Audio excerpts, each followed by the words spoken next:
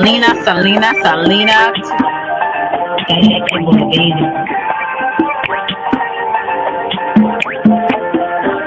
a vibe, baby.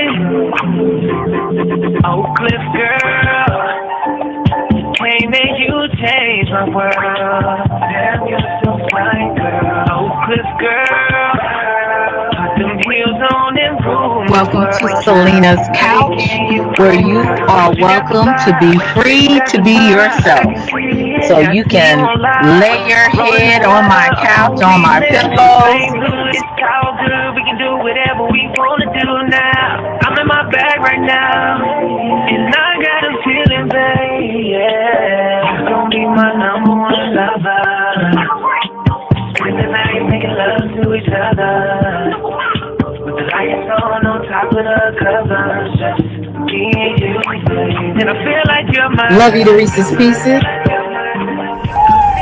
Get you a word. Nana boo boo. Hey y'all, what's going on? I hope everybody is doing well. I'm waiting on Rachel to come on through to tell her story. I had an interesting day today. Some of you may know. I am a person, these people out here are weird, okay? I just don't like people lying on me. Okay, so some things I'm gonna address, but I told you every now and then I have to address certain things, but I'm not gonna linger on the situation.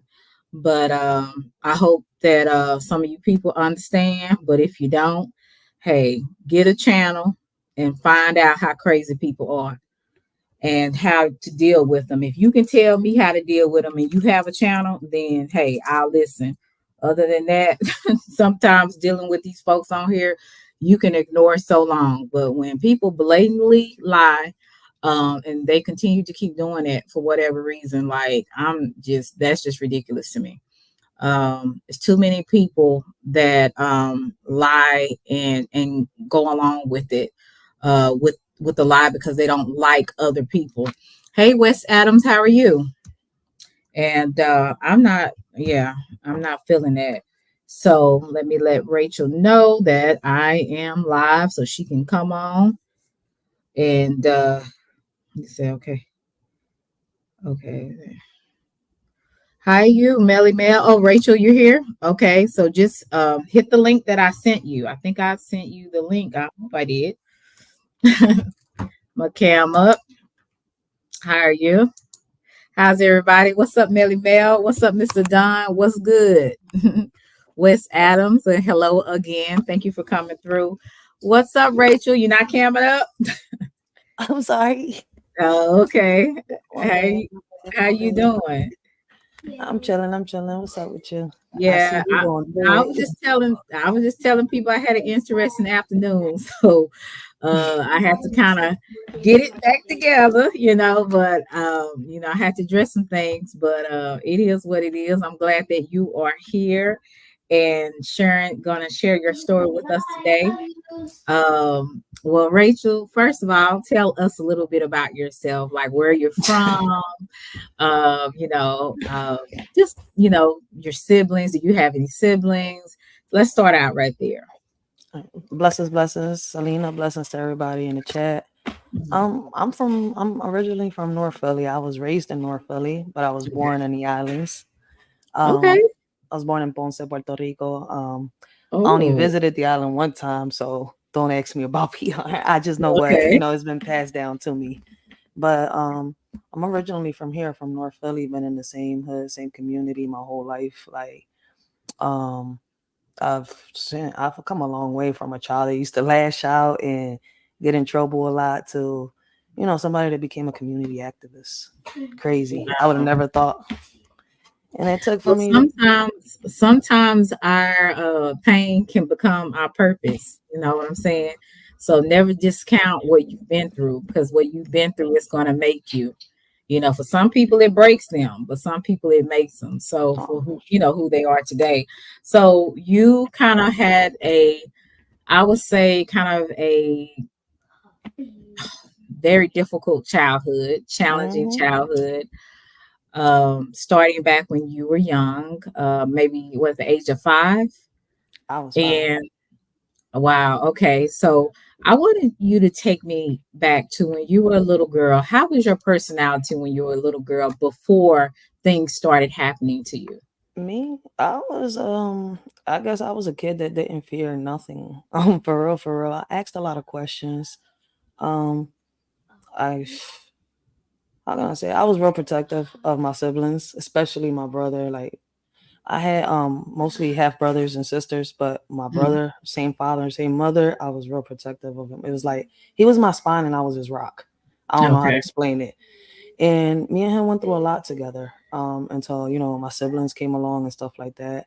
Mhm. Um we protected each other until, I left my house. I came back for him, when I came back for him, my brother was a little lost already, but he was Mm. suffering from schizophrenia his whole life. But it's a Wow. total of 5 of us. I'm the oldest. So from your mother and your father, it's just you and your brother, right? Correct? Yeah, same mother, same father. It's just me and him. So what happened to your father? Was he not in the household? Um, the story I didn't learn his story until I got a little older. I guess there was issues between them. Mm. I never understood the age difference. Like my mom was 13, he was 23 when she got with him. Um, Wow. yeah. When I learned about that, I was like, isn't that, She was a over here? she was a kid herself. Yeah, I never understood how my grandparents let that slide, but they let her. She came to Philadelphia at the age of 13 with him. So, I think she didn't even have me until she was 23. So I don't know if they were having relations or what they was doing, before that, but I was their first child. Well, yes, their first child, not his, but their Mhm. first child. Okay. Um, and then she had my brother. I know that they had issues. I guess they was both cheating on each other. And if you know somebody that has schizophrenia, I guess things go real left. And he was schizophrenic, so um, I can't really tell you, much, but what was told to me. Their relationship wasn't really that good. It was Okay. um real abusive after a while. It was good in the beginning, but from what I was told, my father was very jealous after my Mhm. mom had my brother. He didn't trust her. Um, Stuff started going sideways. Besides him having schizophrenia, I learned that he was somebody that, um, how can I say? I mean, you could basically say that at one point he was a functional schizophrenic, right? Because Okay. somebody that could sit here and sling drugs in the corner and be the head honcho of that, own a couple stores in PR here in New York and in Philadelphia. I mean, that leads Mm. me to show that at one point he was She was somewhere functioning. up there. Yeah. Mhm. So, but I mean, after that, things went sideways with them. And I don't know him. Never met him. Don't know what he Right. feels like. Don't know what he sounds like. I just seen pictures. Hmm. So you heard things about your dad. You never actually had a relationship with him, and but you knew that at one point he was functioning. Do you remember the age that he left your family? Like, do you remember uh, how old you were? How old you and your brother were at the No, my time? mom left him. Okay, Um, so I don't know. I've right. been here in Philly ever since I could remember. I've never seen him. I don't know if it was to protect me, but I feel as though that he's not a danger to me now that I'm older and I know the story. You see where I'm Mhm. coming from? I feel as though he was more, it was more of them. The danger was Okay. towards each other. Like not learning their story. I, One, first of all, she was too young. I can never understand Yeah, 13 why is was they together, extremely young. even to begin with. Mhm. Second of all, once she got of a certain age and understood certain things, like I mean, I don't know why she didn't leave. You see where I'm coming Mhm. from? Um, Second of all, she left when it got real abusive. The jealousy Mhm. started. So it's kind of like I feel as though that cost my mom a lot of trauma, but um she was the one that left them. There's paperwork behind that. So I mean, that's the only thing that I know that, I could say, okay, she's not lying on that part. but she Mhm. walked away due to abuse and the mistreatment. I guess the drugs got real bad. So he was on drugs as well. Was your mother on drugs? No, Your mother. my Okay, so mom it was wasn't. just your father. So he, got on drugs, and then your mother decided, you know what, I can't do this anymore. From my Um, understanding, yes. so after you weren't around your father was no longer in the picture. What type of father role did you have after that?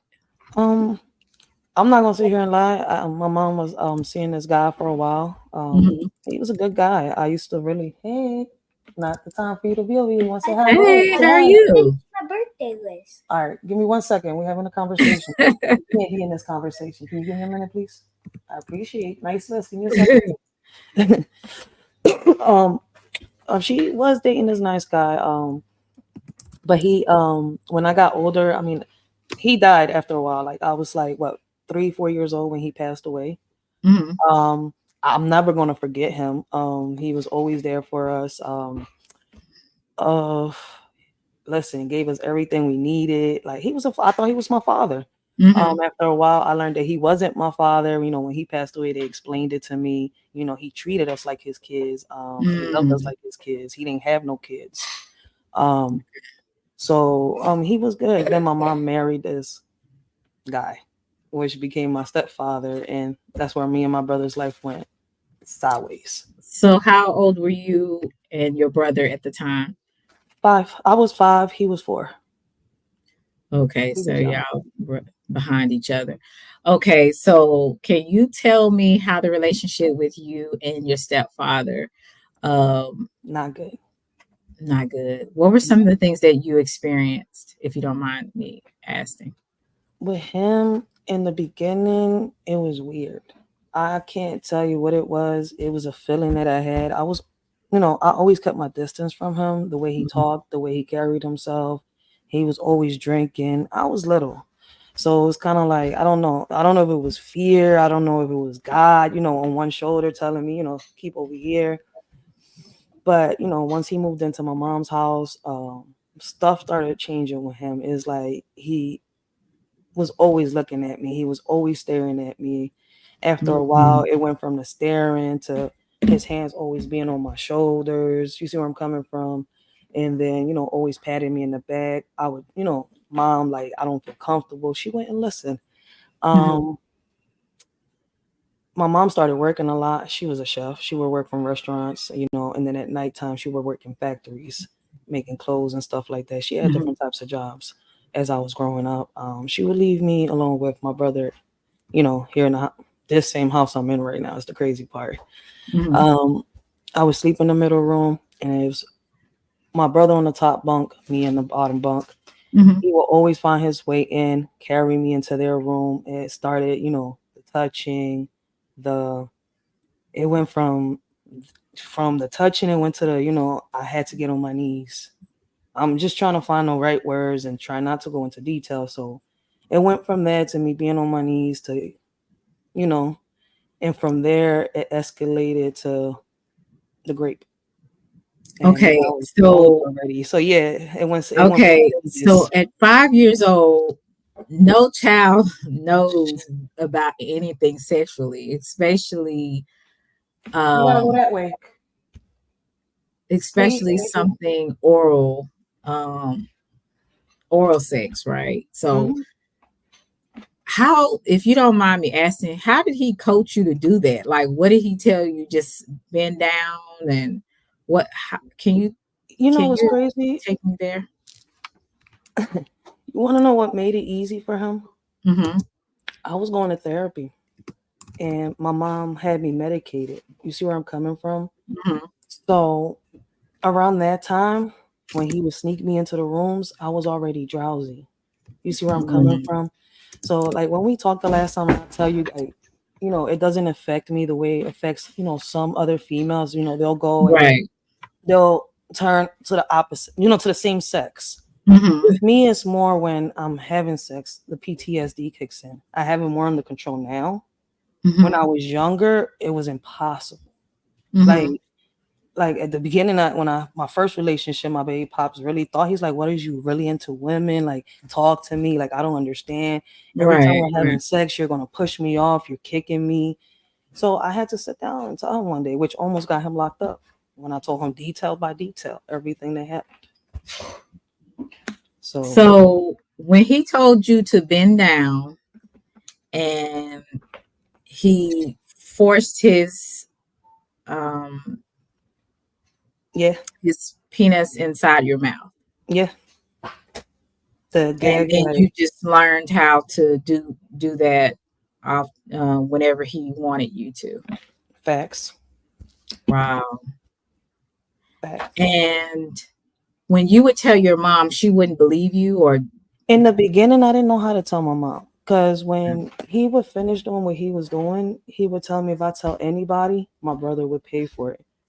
When I spoke up and I tried to say something, I was 6.5 years old and I ran from him.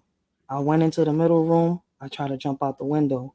My mom took me to the side. Like, tell me what's going on. Da, da, da, da. I tried to tell her, little by little, right? Mhm. Next thing I know, he completes his promise.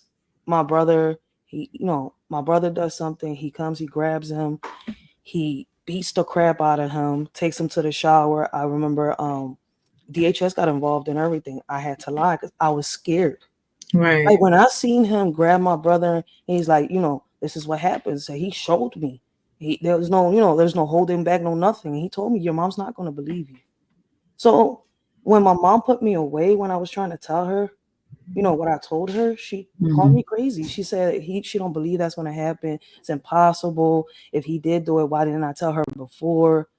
Look what he just did. My brother got 30 stitches on the top of his head. 30 stitches. He completed his promise. You And your put me brother in, you was 302'd me because I wanted to jump out of windows saying that I was lying, that he was touching me. Oh shit, did we this freeze up? happened. Wait, I don't know if it's a delay or okay, I see you now. Yeah. So your brother was 5 at the time when you were 6, correct? When this Hmm. happened? Okay. I was around this time I was already 6.5 going on 7. He was five Mhm. and a half going on 6 because we got a couple months, difference in our age. It's not a whole year apart. So CPS, when they did the investigation, what did they do with it? Even though No, they closed the case. they closed the case because you had to say that nothing happened? Yes. Listen, Okay. I got punished for almost what was it, like 3-4 months when I came home from the 302 because they keep you for 60 to 90 days Hmm. in there to observe you and everything, especially when you try to attempt suicide against your life. I tried to jump out of a second story window. And like at the end of the day, it's like, how do you go to your mom when she's trusting this man? You see where I'm coming from? When this person's not reacting, this person's not doing nothing. The second Wow. time I tried to do something was because, believe it or not, even though this lady closed this case from DHS, we had a social worker from LaSalle University, right? Hmm.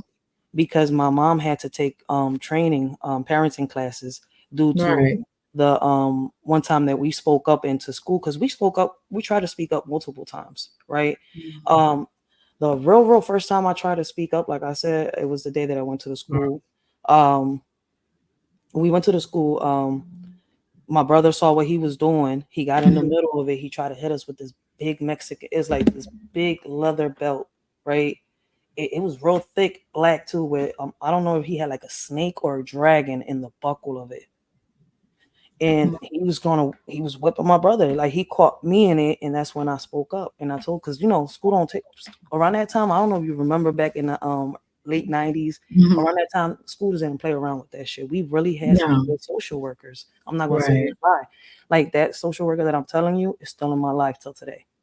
Oh, that's So great. Did any of the teachers see any of the signs of you being yeah, abused they or your kept brother? crying. DHS was called into my house multiple times. But see, I gotta tell y'all, my mom was somebody that was real respected. My mom, we're in a community, around that time, everybody Mhm. got along. You see where I'm coming from? Like, When I tell people I can relate to the Menendez brothers, I can relate to the Menendez brothers. My mom was like an octopus. Every time I ran away, somebody found me. Huh? You got to go back to your mom. Da-da-da-da-da. I got, Wow. So it didn't matter where I went in Philly. They knew her. You see where I'm coming from? Yeah, Mhm. I ran away plenty of times. But what's the point of running away when you're caught in that corner and you're caught in that corner and you're being brought back home because you're a minor and you're underage? Mhm.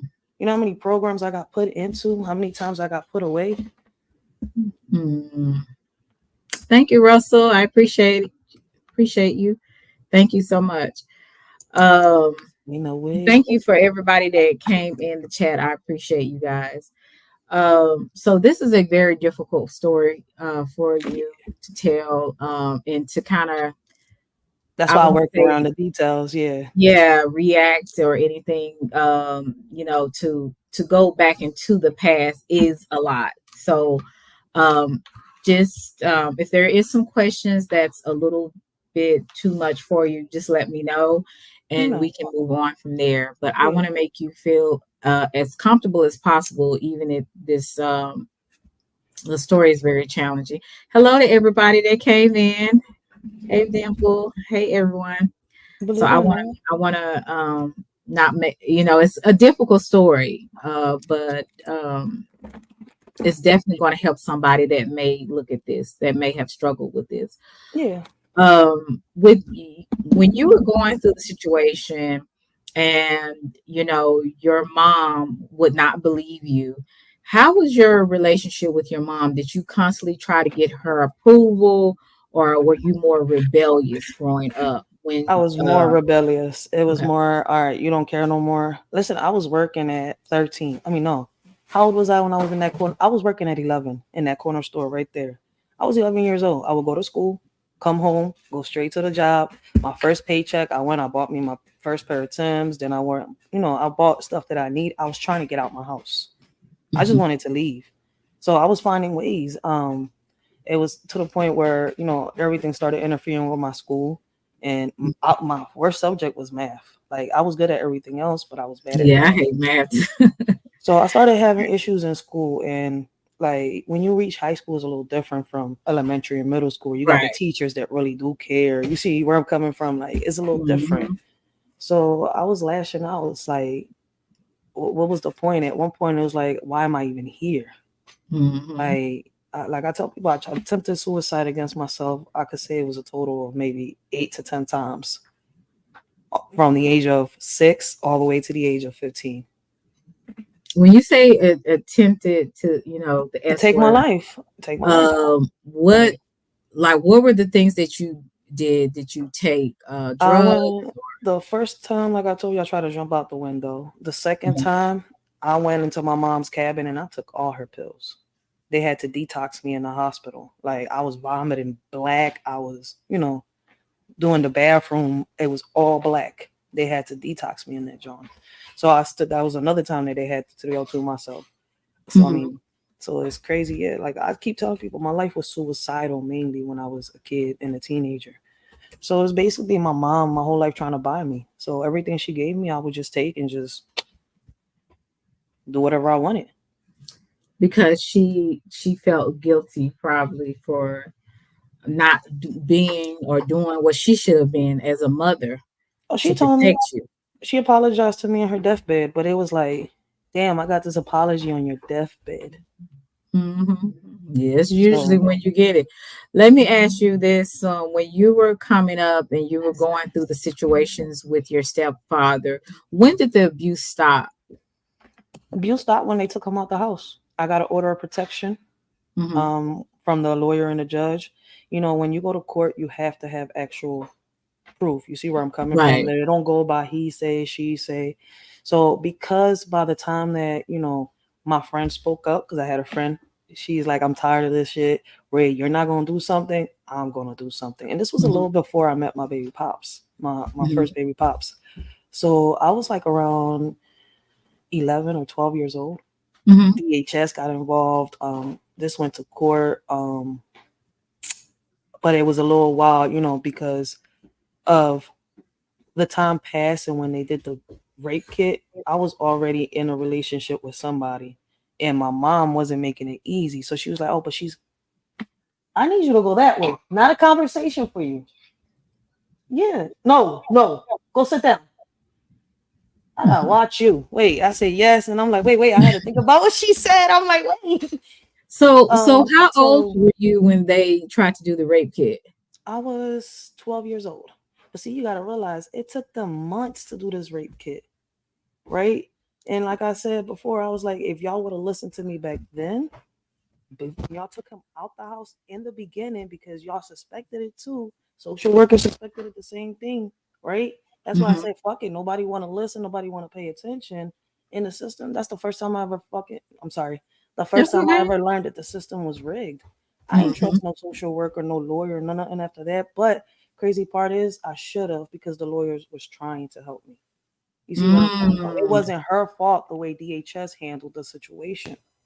Right. That wasn't her fault. But I was young, stupid, ignorant. So it was like I thought nobody cared. If my mom didn't care, why would they? Mm-hmm. So I just Right. kept lashing out. I went from that to me, they was already giving me Xannies. So, I was Mm-hmm. smoking, popping the Xannies they were giving me, and I started drinking. Mm. And this was all at 11 years old. No, I started doing that around like 13, 14 years old. I was off. So you were really trying to numb the pain, even though at that time your stepfather was out the house. You Hmm. were trying to numb that pain. Did you ever have a lot of nightmares I about still your get them. stepfather? You still do? To this day, I could only see a woman therapist. To this day, I only see a woman doctor. I cannot speak to a man. I cannot. You see where I'm coming from? Like, I have to like get a good vibe off these like a man for me to sit down and have a comfortable conversation with them like that. See where I'm coming from? I Mhm. could goof around, I could joke around, but to get personal, unless I'm getting a good vibe, it can't be a mysterious vibe. It can't be this vibe that's making me anxious. I'm not feeling comfortable with no man. I still have issues. I've Mm. only been with a total of 5 men my whole life. I'm 35 years old. People are like, that's bullshit. No, it's not bullshit. It's That's just that, good. That's what you're supposed to. You ain't supposed to be going around there just you know being free with your body. I don't yeah. think, but Can you go over there, mama? Please do it for me. And I got you in a minute. yeah, you're supposed to be very selective, I would say. Don't just Yeah, sweep but in see, that for area. me, it was awkward when I saw all my friends just comfortable doing all that, and I was the only one was like, nah, I'm good. And then when I did try, my PTSD would kick in. You see where I'm Mhm. coming from? Or boy, I was like, fuck it. I'm like, y'all not gonna understand anyway. So I was really rebellious. Like I didn't give a fuck when I was 17 and I had my son, and the principal was like, I think my brother was having issues in school. The vice principal took it out on me. Mhm. So I needed help. I was asking, I was like, look, I'm failing, but I'm failing because I'm of math. I need help. I was going to therapy around that time. Mhm. So the therapist, she was trying to get me to calm down and stuff like that. They took me out of school because I lashed out real bad. Mm. So They how was was so you started, I mean, I wouldn't count sexual abuse you being sexually active. This is somebody that actually took something from you.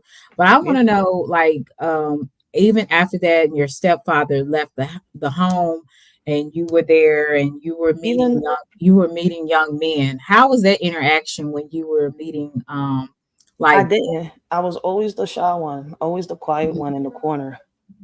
Always, my friends like, come on, get out that shell, but it wasn't that easy. It's not as easy as make people make it seem when it's like I have a fear of rats, right? I'm gonna put it like Mhm. this. When I get a rat in front of me, right? It's not here. It's not today. It's my PTSD. I'm back. The flashbacks. That's what happens. Like it's flashbacks. Mhm. So we're gonna have a problem. Them flashbacks feel so real to the point Mhm. where right now it took me what my whole life. Like it's only been 7 years since I've had my daughter that I've learned how to Mhm. deal with my panic attacks.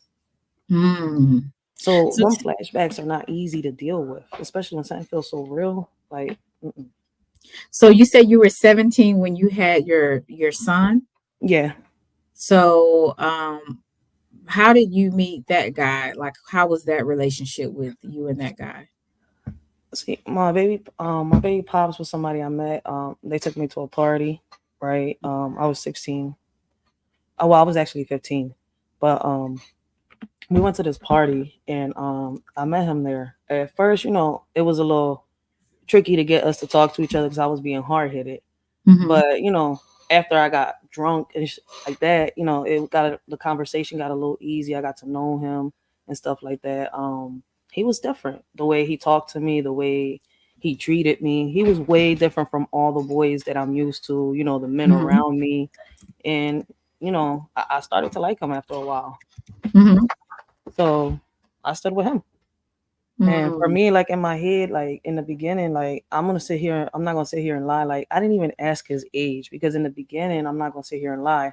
I saw him as my way out of my mom's house. Because even Right. though I had an order of protection, she will still let that man in to come see my brother, my other two sisters, the two kids that she had with him. So Oh, when people be like, "Why wow. you mad at your mom?" Because she chose a man over her kids. So did he do that to your half sisters? Did he ever molest I them or know sexually that abuse them? I need you to go that way. I know that he did it to my brother. Mm. Yes. My brother told me, I think we was what? I was probably like 10 years old when my brother told me. Mm. When my brother told me that he was doing things to him and making him do things, I snapped, right? And I snapped because I'm saying him like, how can you hurt him? Like, you see where I'm coming from? Like, why is you doing this to him? And I didn't even realize that he was doing it to the both of us. You gotta realize my whole childhood I was in and out of the hospital and like in and out seeing a damn mental doctor. So like when and how, like how, you see where I'm coming from? And Mhm. I snapped. Like I'm not gonna sit here and lie. Like a lot of people know what I tried to do, and the people that cared about me sat here and they helped me. They helped me deal with the situation, the pain and everything, because I sat here and I grabbed a bottle of Clorox and my Mhm. mom was cooking that day. And my sister's godmother noticed what I was doing. I literally poured a whole bottle of Clorox in the beans, and I didn't say shit because I wanted my Mhm. mom to feed him that shit. Right. But like she sat here and she sat down and talked to me. She's like, you could have killed your whole family. I was like, I'm not. It's not my intentions. I want to kill him. I got put away. I'm not gonna say I got put away. Mhm. I got put away. And Mhm. all because I was trying to really just defend my. How is it going to end? Like I tell people, when you're in these type of situations, how do you stop the abuse when nobody believes you? When at the end of the day, this person right here gets away with everything they say and do. They say, "I Mhm. promise you, I'm gonna do this," and they keep their promise. All they do is put fear in you. I got tired of being scared. I got Mhm. tired. Like doing something against myself wasn't working. You see where I'm coming from? I was Mhm. nobody listening. So why not do this? So even when trying it against somebody else, still got me put in the same place I didn't want to be. So he was also molesting your brother as well, and you had no idea. Even of this, he didn't have any signs besides the time that he, beat him with the belt, Hmm. and then he had to go to the hospital because of the stitches. So he told, what age were you when he told you that Um, um, he had been molested by the stepfather? I was 10, he was 9. Okay. Um, okay, so let's fast forward it just a little bit. Let me address this. Amber, I'll give it to you afterwards, okay? I'll give it to you. Um, After you went through that situation where you ended up basically meeting a guy, a nice guy. You felt like at one point he was going to be your savior. So you ended up having your first child with him, your son. Yeah. Can you tell me some of the challenges in that relationship because of the things that happened to you? Like, how was your relationship as far as like sexual um I know you said you struggle with PTSD. Did you experience that with him because he was a male, or Yeah. Okay. Like it's not easy. Like now it's a little easier for me. I'm not gonna sit here and lie to enjoy sex because, like I said, I've had years of therapy. I've been in therapy since I was 5 years old. You see where I'm coming Hmm. from? Like I didn't know why I was in therapy in the beginning, but when I got older, I learned that it was because my mom was getting a check. I didn't Wow. really need it in the beginning. Like you was drugging me up. Look what happened. That's why I'll be mad at my mom when people like you. I just hated women. I didn't trust nobody, but it was easier for me to talk to a lot of women because, like I told you, a lot of workers that did help me and help me get out my shell were women, and the way they talked to Hmm. me was way different compared to Right. a man. So it was like, I don't know. Then the therapist at the same time is like she was a woman. So it's like, I don't know. I hated certain women, and I'm gonna sit here. I'm gonna say I hated the women that carried themselves like my mom, Okay. and I still do. Like putting a man before their children. Yes. Okay, I got you. Um, so you had some struggles with that relationship. Now, like I told you before, you come off very tomboyish, and maybe some Hmm. people can assume things about you. Um, You know can you why? kind of explain to me why you dress and or your persona is more tomboyish? Can you explain that to me? It was worse when I was younger, but Mhm. the tomboyish look came about because I really thought, at one point that if I would dress baggy, if I would dress like a boy, would the men stop looking at me? Mhm. Will my stepfather leave me alone? You see where I'm coming from? So that's what I'm saying. Like when I learned about my brother, it was like dressing like a boy is not going to change the fact because I didn't even know, at that point I didn't even know that that was he could be bisexual. I'm older now. I could say it. As a kid, I don't think about that shit. I Mhm. didn't even know it. I didn't even know that a man could look at another, at a boy like that. So it was kind of like, It- because I was told, boys are, supposed to be dating girls. Girls are supposed to be dating boys. Like I would have never thought that a man would look at a boy, never mind. But, yeah, but sick, it's sick crazy. minds. Yeah. So Uh-huh. like I'm not gonna sit here and lie. Like years of therapy has helped me a lot. Like I saw a psychologist. The psychologist himself was saying that the medications wasn't helping me. They was making the situation worse. Mm. So like you gotta realize they had me on every medication until they put me on Xannies. Then when the Xannies, they noticed that the Xannies was like not really helping me. They try to switch it up and gave me everything in the family from clonazepams to clonazepam to I forget what the other names are, but they had me on everything. They had that for your depression. You What I struggled with a lot of yeah, depression. basically they had diagnosed me with bipolar depression Hmm. Hmm. and PTSD. Then So you would dress masculine because you did not want other men to be attracted to you. it was my safe space. Was that like your alter ego? Was that something that you did to make yourself appear strong, or I'm you not gonna say know? yeah, yeah, because listen, as I got older, I noticed that there was more girls that had went through the same situation that I went through, right?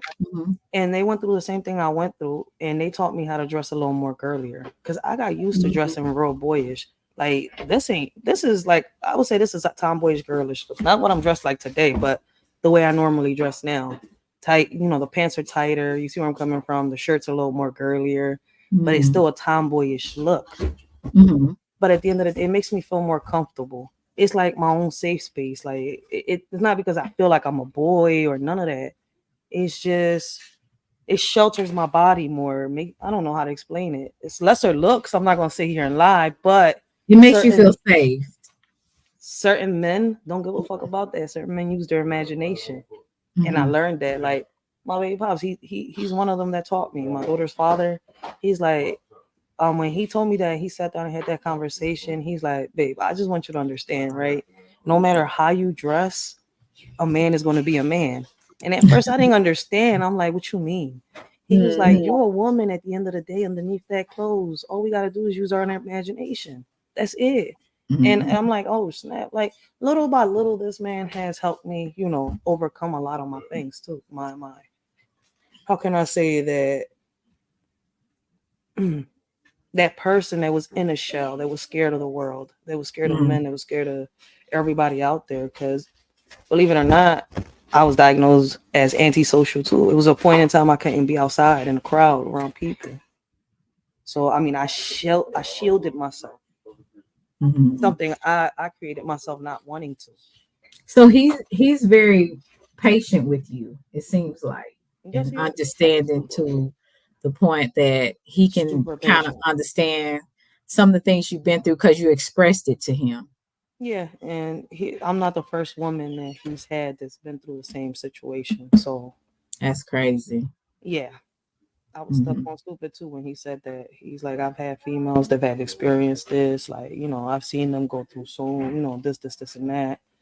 And I'm like, damn, when he told me that, I was like, I've never heard a man talk to me like this. Like my first baby pops, but he was still with the young boy mentality. I don't know how to explain it.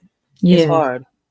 Do you But now, since you've experienced, your first baby's father and this man that you're with now, is your guard now more with men a little bit down? It's not as high as it was before because of the experiences that you had, or is it still the same? it's I have a shield up, Hmm. but I don't see men the way I used to. I don't think every man is gonna hurt, every female. I don't think every man is gonna beat a woman, Hmm. just because I heard my dad beat my mom, or I've been through this, or I was going through this. What I went through, this man made me feel, what he put me through. Right? He wasn't even my man; he was my mom's man. It This man over here is not going to put me through. Hmm. So it took me a minute to realize it. And even though it was two men in my life that taught me that shit, they showed me different ways. Like, Hmm. one was still childish in a way, even though he Hmm. was in his 20s. You see where I'm coming from? Hmm. But the other one was grown as fuck. Like, Hmm. so both of them taught me something different. Not, no, I'm not gonna get hurt. I could sit here, put my shield down a little bit, fall back and relax. He's not Hmm. gonna make me do something I don't want to. If anything, he's respecting me. He wants me to better myself. He wants me to come out there, show who I really am, what I'm capable of doing. He don't want Hmm. me to keep shielding myself, come out the house Right. like I love him for that. Like, at the end of the day, he won me. Like, I tell everybody, it's not normal. To me, it's not normal. Look at them. You look like, if you was to see the men around me and the boys Hmm. around me, like, half of them still need to grow up. Yeah, So that's true. sometimes it's like, I'm glad I found you and I didn't make the mistake and find someone that's gonna sit here and manipulate me, use me, and abuse me. So I'm curious on how did you two meet? Like, how did he approach you, or did you My approach fiance him? or Yes, your my fiance. How did you?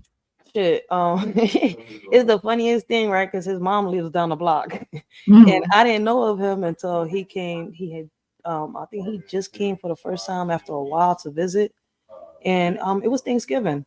It was me, my best friend. His brother is my best friend's best friend. Hmm. It's crazy how to it's hard to explain, but we all went down to his mom's house for Thanksgiving, and we met that day. And what's funny is, right, we had a love hate relationship, because I was like, I tell you, I'm quiet. I'm always the one, because of my past. Like, you see me talk a lot on social media, but realize there's nobody around me.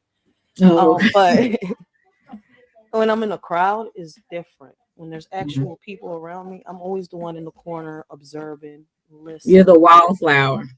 Yes, I'm always the quiet one. Hmm. Like, and then the one that everybody goes to for advice for some reason. And I consider my house the house of confessions. People just come and just confess everything. But that day, I'm like, with him, it was crazy because, like, I wouldn't talk to nobody, and he was like, "Look, man, screw that. I'm gonna get you to talk." So he tried and tried and tried. We used to smoke, right? And he would grab the Dutchess, and he was like, "You know what? You're not gonna talk to me." He's like, "Huh?" He wouldn't give me the heads up. He would just throw the Dutch at me. And one day I just snapped and the conversation just started. I really snapped on him. Like I was really going off. So it's like your love, I would say, grew because at one point y'all were just cool, y'all were just friends, and then all of a sudden it was became my like, best friend. Yeah, I was a little okay, black diary. Like I was sitting here. I was like, yo, listen. I would tell him like, listen, man, you overwhelming yourself. Like, chill. This girl's gonna come at you. Like, you sitting here. Like, I was his black diary. Like, help him out on his relationships and everything. So we went okay. from being best friends, and boom, like I would say like 2 years and a half ago, he said, you know, can I marry you? I was like, all right. So with you meeting a man that's safe, I would say he's a safe man because Yes, he a is. stepfather wasn't safe, and maybe some other people you've met weren't safe men. With him being safe, um, are you willing or have you been able to let down your guard when being intimate with him? If that's too much, you don't have to answer Um, that. I'm gonna answer it. What's crazy is with him, yes, the way he treats me, the way he carries himself, everything. Compared to my last relationship, and what's Mhm. crazy is talking to him, I learned where I was insecure at in my last relationship. And what's Okay. crazy, I could honestly sit here and say that I was the wrong one because I was always creating the fights.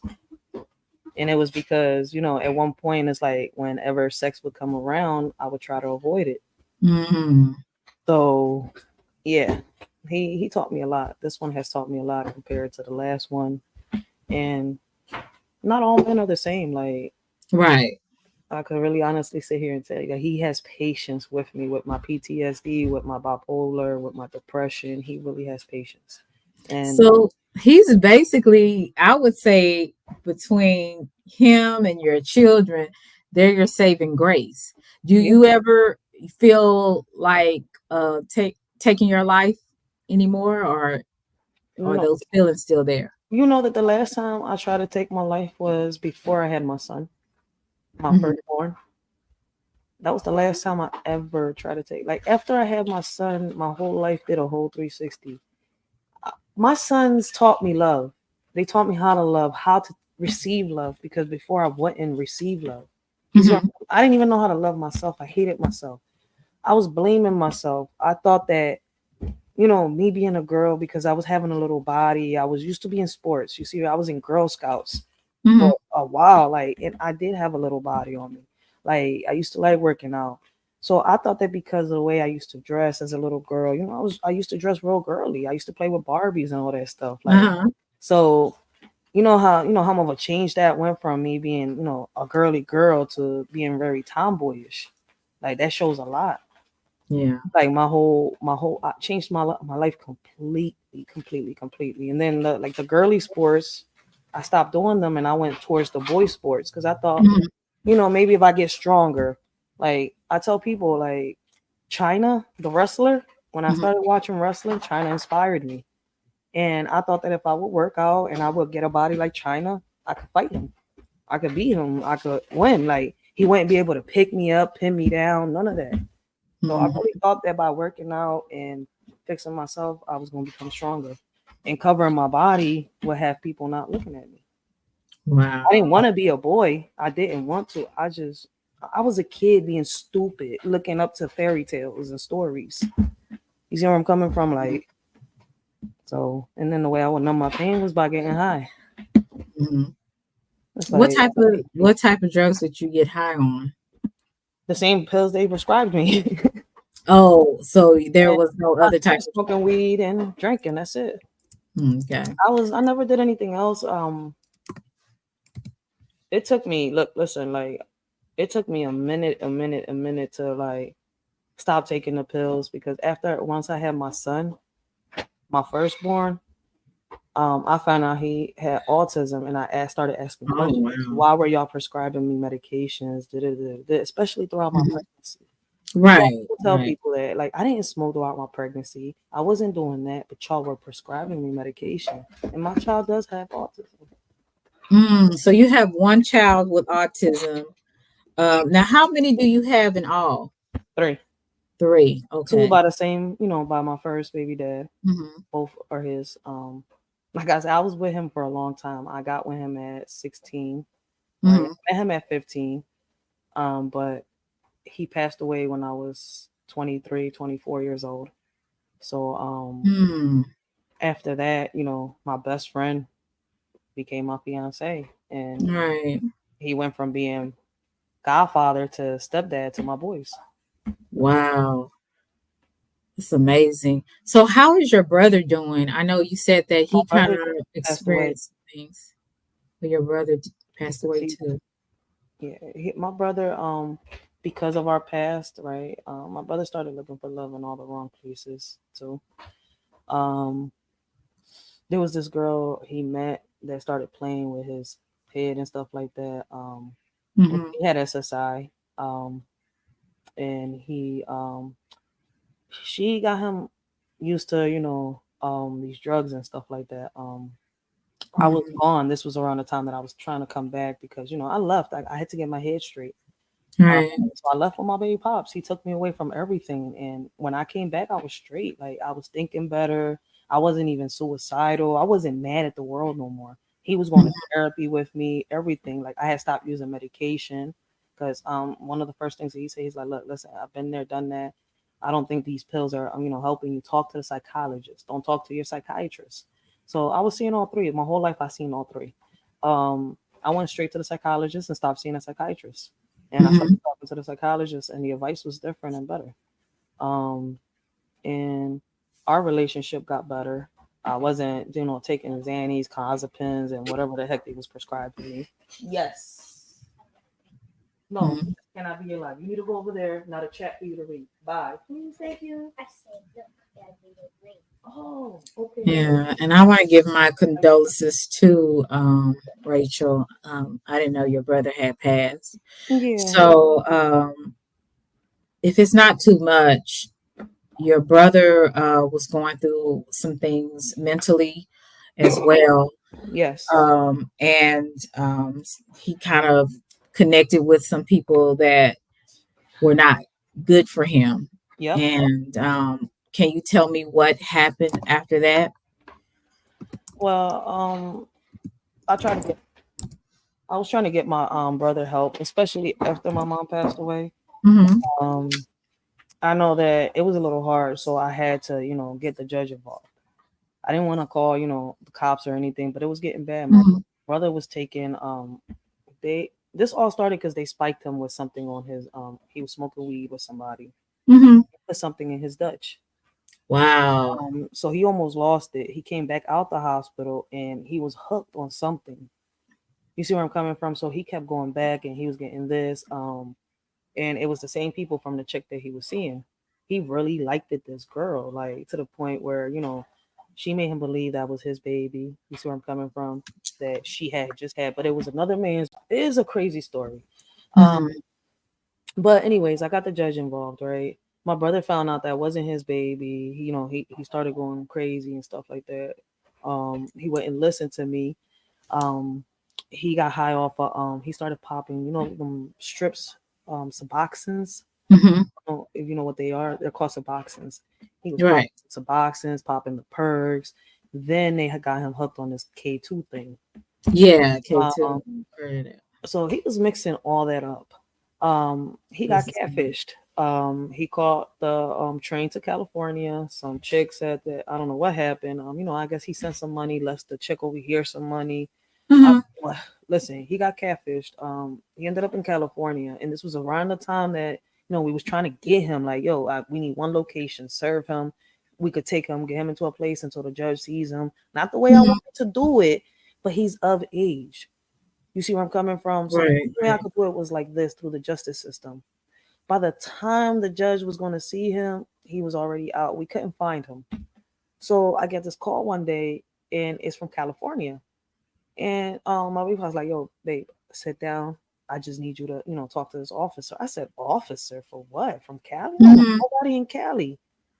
So, boom, he comes and this officer is just explaining detail by detail what was happening. And I'm saying, like, why is this officer telling me about this, person that they found? Boom, boom. Then when he gets to, well, the fingerprints were untraceable, so they found me through his DNA. I was his next of kin, and you know that's how the bullshit here on YouTube kind of started. You know the story after that with that person because they was trying to help me with the GoFundMe. But yeah, Hmm. yeah, I got played on YouTube. You know, on my brother's. You know, they used my brother's death on me here. They said they gonna help me. Da, da, da, da, da, then a whole bunch of shit happened. That's why I was kind of like, really. But yeah, Hmm. he passed away in 2022. So somebody took his life. No, He he took his life. got in front of a train. He wasn't on his medications. Um, the officer was telling me from what he viewed on the camera, he was talking to somebody, and I said, yeah, he normally thinks he's talking to my mother since she passed away. So I'm guessing that in his head, he was having a conversation with my mom in front of a train station. I mean, in front of the train tracks. Bless And his heart. yeah, See, this is why people really have to be careful about the things that they say and do to folks. You don't know what people have been through. yeah, And, some people on here, they have such a, I don't care. That has nothing to do with me. But it's just about being a human and being empathetic and sympathetic with where people are and where people have been. And it really angers me when people lie, or they put things on people that's not true instead of having a conversation with a person, instead of getting to know a person. And so this young lady has been through a lot, and I'm not wanting people to feel sorry for her, but what I do want people to do is to stop being so judgmental of people and ask people questions. If you want to know so bad, if you really want to know how a person really is, ask the person, observe a person. Don't just go by your first perception of a person. You don't know what people have been through. And I think what irritates me more than anything, do you understand what people, all the things you may have been through stuff, but how would you like somebody to tear you down? And the things that you've been through, how would you like somebody to tear you down? Even if people on here that don't know you, people are really evil and they're sick and they have no type of love or empathy or sympathy for anybody. yeah, that's a And fact. I'm not saying feel sorry for anybody because we all have been through something, Facts. but treat people like you want to be treated.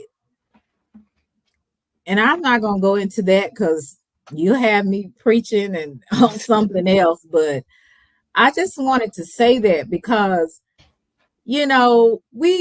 everybody have somebody in our family who is either struggling with mental illness, that is struggling with drug abuse. Don't take light of that. Don't make that content. Don't, people have been molested, sexually abused. Don't make content out of that. How would you feel if it was you? And sometimes it is sometimes those people. That's why they come on here so angry and hateful and spewing it out and projecting on to other people. That's a fact. So I just had to say that because, like I said, you don't know what people have been through. And when you want to say people ain't built a certain way, you have no idea what people have went through. And where they are today was nothing but the grace of God. So that really pisses me off. But I'm gonna get Yes, get it back together. You know what I'm saying? some facts though. Like some people do that. That's why I tell people, like, in order to hurt me, you would have to find something much harsher than what I've been through. I mean, you think Right. you could be harder than what I've been through? I don't think so. So, what like my elder said, sticks and stones will break my bones, right? But names will Right. never hurt you. Take me, let's go back to your mother. Me and my mom, we had a You love you hate. kind of had of course you're gonna have a challenging relationship with that because she didn't do what she needs to do as a mother. And that was to protect you. That was to protect you and be the mother that she should have been and kick his ass up out of there. She Because anybody that sexually abused your child and you allow that man to stay in that house and live is beyond me. Mm-hmm. Now that's I why I probably would have been in prison. But I want you to take me to the point where, you're growing up, your relationship with her is challenging. When was when was the time in your life where you guys were, she was kind of seeing the error of her ways when I had my kids. when you had your kids? When I had my second kid is when my mom really started trying to change with me, but she still thought that buying me was the way. And I Hmm. was lashing back even more. I used to tell her, like, I don't give a fuck about your money. Like, I showed her, I'm like, since I was little, I got my first job to show you it's not your money I want. I got a job just to show her it's not your money. Let me help you. Is it like, because she was an independent woman, she got paid good. Like, you see where I'm coming from? Like, I never understood why you needed him around, especially as I got older and I started realizing, like, I was able to speak up, I was able to defend myself. Yeah. As I got older, it was different. Then I had people around me. But then there was them times that I would get in my bag and I would be mad and I would tell people to leave me alone. I don't want to hear it. I don't want nothing to do with nobody. I would leave. I would run away. Just do whatever the hell I wanted. So you were very angry, which is rightfully so, that you should have been, I would think. You were very angry. So did she get sick? Because you said that, she Yeah. apologized to you on her Her deathbed. around the age of 24, I found out my mom had tumors in her brain. Wow. Um, How old was the she? I was 24. She was in her 50s. Wait, she passed away when she was 56. I mean, Wow. 50, 53. My bad, 53. 53. Okay. I had to think she was born February 6th, 1966. February 9th, 1966. Yeah, she was 53 when she passed away. She passed away in October 9th, 2020. Yeah, she was 53. 2020. Wow, you had a lot of deaths. Kind of was it? Because what year was your brother when he passed? 2022. That's why he passed away. I knew, listen, like I told people, my mom was his real spine. Like she did Mm. everything for him. He's had schizophrenia. He got diagnosed with schizophrenia at the age of 3. Just And like your father. yes, yes, So he had schizophrenia, and she was basically there, for everything. always taking care of him. And Mhm. so when she was on her, can you take me to that time when she's on her deathbed and you guys are having a conversation? Before my mom passed away, she, my mom, listen, before she passed away, it was here in this living room because I'm not gonna forget it. She didn't pass away in this living room. She actually passed away in the hospital. Mhm. I had her, I held her. Like I'm never gonna forget that. Like she had a stroke, but before that stroke, she was having an argument with my brothers, blah blah blah. But we was having this conversation, Mhm. and she sat down and she was talking to me and she's like, I apologize for everything, and she kind of told me a lot, her story with my dad. And what hurt me the most was like, you kind of ignored me because I reminded you of my dad. I'm a fucking split in the image of him. So Mm. you loved me, but you had some type of resentment because I reminded you of him. So that, yeah, that hurt me a lot. Like, okay, so I could see now why, you try to be a mom, but it's kind of like looking at me every day reminded you of him. So you Right. hate me. And like I told people, I'm like, to this day, like, all right, I got her apology, but does she love me? And all she loved you. Da, da, da, da. I'm like, okay, she could have said that all she want, but my whole life, that's not what a mother does.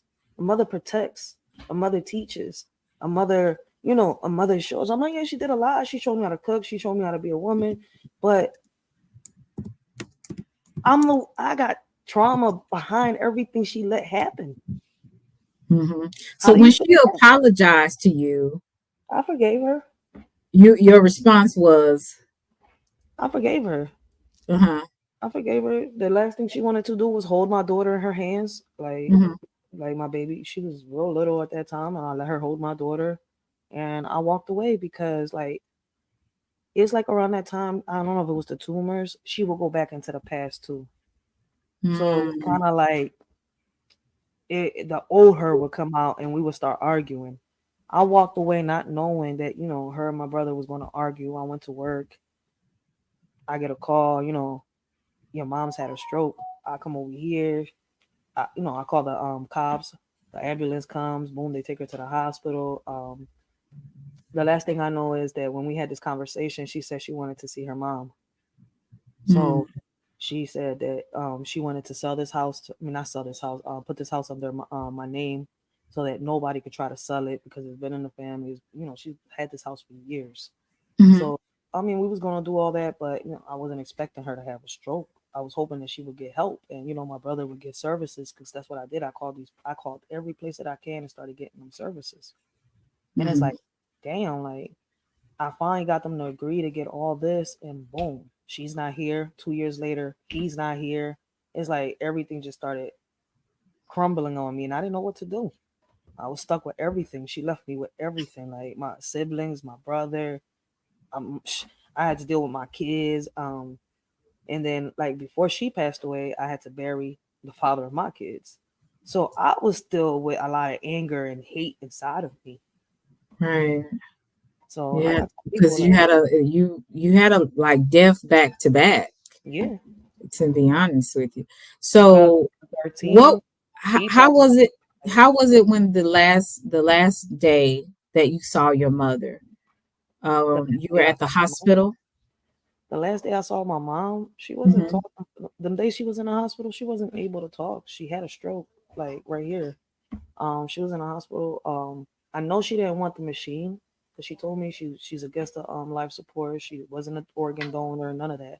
So I tried to buy all her wishes, but I know that one of her wishes was I want to, speak to my to my mom. I want to see my mom one last time, right?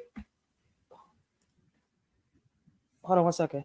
So what happened was I told the doctor, I was like, my grandmom's on the way. I've never seen my grandma. That was the first time I ever met her too. So I was First like, time? first time I ever met her mother. I met my grandfather, but never her. Hmm. But Where is she, in Puerto Rico? yeah, she's in Oh, Puerto okay. Rico. But my grandfather used to always visit before he passed, so I always saw Hmm. him. But her, I never met her. No, I don't know. I never met her, so I don't know the lady from a can of paint. I'm sorry. Hmm. So I asked. I was like, you know what? Leave the life support on her, right? And what's crazy is she was still breathing, Hmm. like with the life support. But when my grandma walked into that room and my grandma said, "Mamita, aquí estoy yo." Basically, she said, "Mamita, I'm here for you," right? Hmm. The machine went flat. Bing. I was So like, she was actually waiting for her mother. she started bleeding. I was like, oh shit. The doctor's like, we'll take care of it. When they took me out the room, there was like, she passed away. I was like, oh shit. Like, I'm Wow. like, why y'all lied to me in there? I was like, I'm thinking she's still alive. Like, so yeah, it was hard. So, how was your relationship with your grandmother after that? Did you get to spend some time with No, her?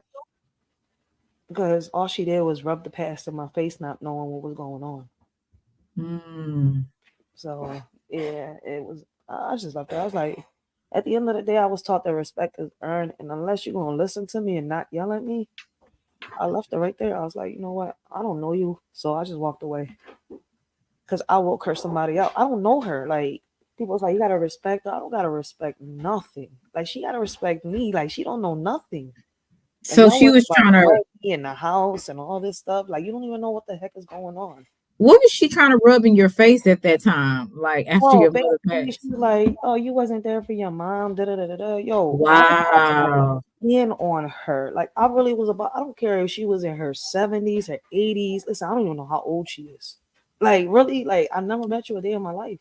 Not even my grandpa came and talked to me like this. Like, but if you don't know what's going on, don't say nothing. So was your grandfather already deceased at the time? Yeah, my grandfather passed Okay, so away. your grandmother was still living. Is she still living at this? Yeah, Uh, she's like a whole damn spider woman. I don't know how the hell she. okay, so you have no communication with her. No, because I've never did. That was the first time. My mom And the did. last. Yeah, my mom did. I'm not gonna say here lie. My mom made trips to Puerto Rico, visit her. They had a bond. I don't know that lady. I had a bond with my grandfather. He would come from PR to visit us. So let me ask you this: how is your relationship with your other half siblings? Like, can you tell me, do y'all have like a strong relationship, or it's not really a strong relationship? Our relationship is good. I have a brother. He's 25. I mean, 24 years old right now. He's got spina bifida. He's living Okay. on his own. They thought he was never going to walk, but Wow. he's walking. He's talking. He's doing a lot of things. He Mhm. wants to work, so hopefully he'll be able to do that sometime in the future. I have my other half sister. That's the one that I practically raised. So me Mhm. and her are like this. That's Um, good. she's got a fiance. She's about to buy a house. It's like none of them want to come back here. So now my other sister, I don't talk to her because she's just like her father. The one that molested you Yeah, and sexually abused you. Okay. yeah. Because Um. she has a habit. Listen, if she don't get her way with a man, she screams grape. Okay. Give me 1 second, Selena. Let me see who's at my door. They knocking on my door real quick. Okay. I'm so sorry about that. That's okay. Thank you guys for coming through. Yeah. Let me go up the list. If you're still here, if you've moved on, I understand. Thank you for pressing the like button. SBK, CX. We have Cortez, Melly Mel, Nature, Natasha. Thank you for coming through. SBK.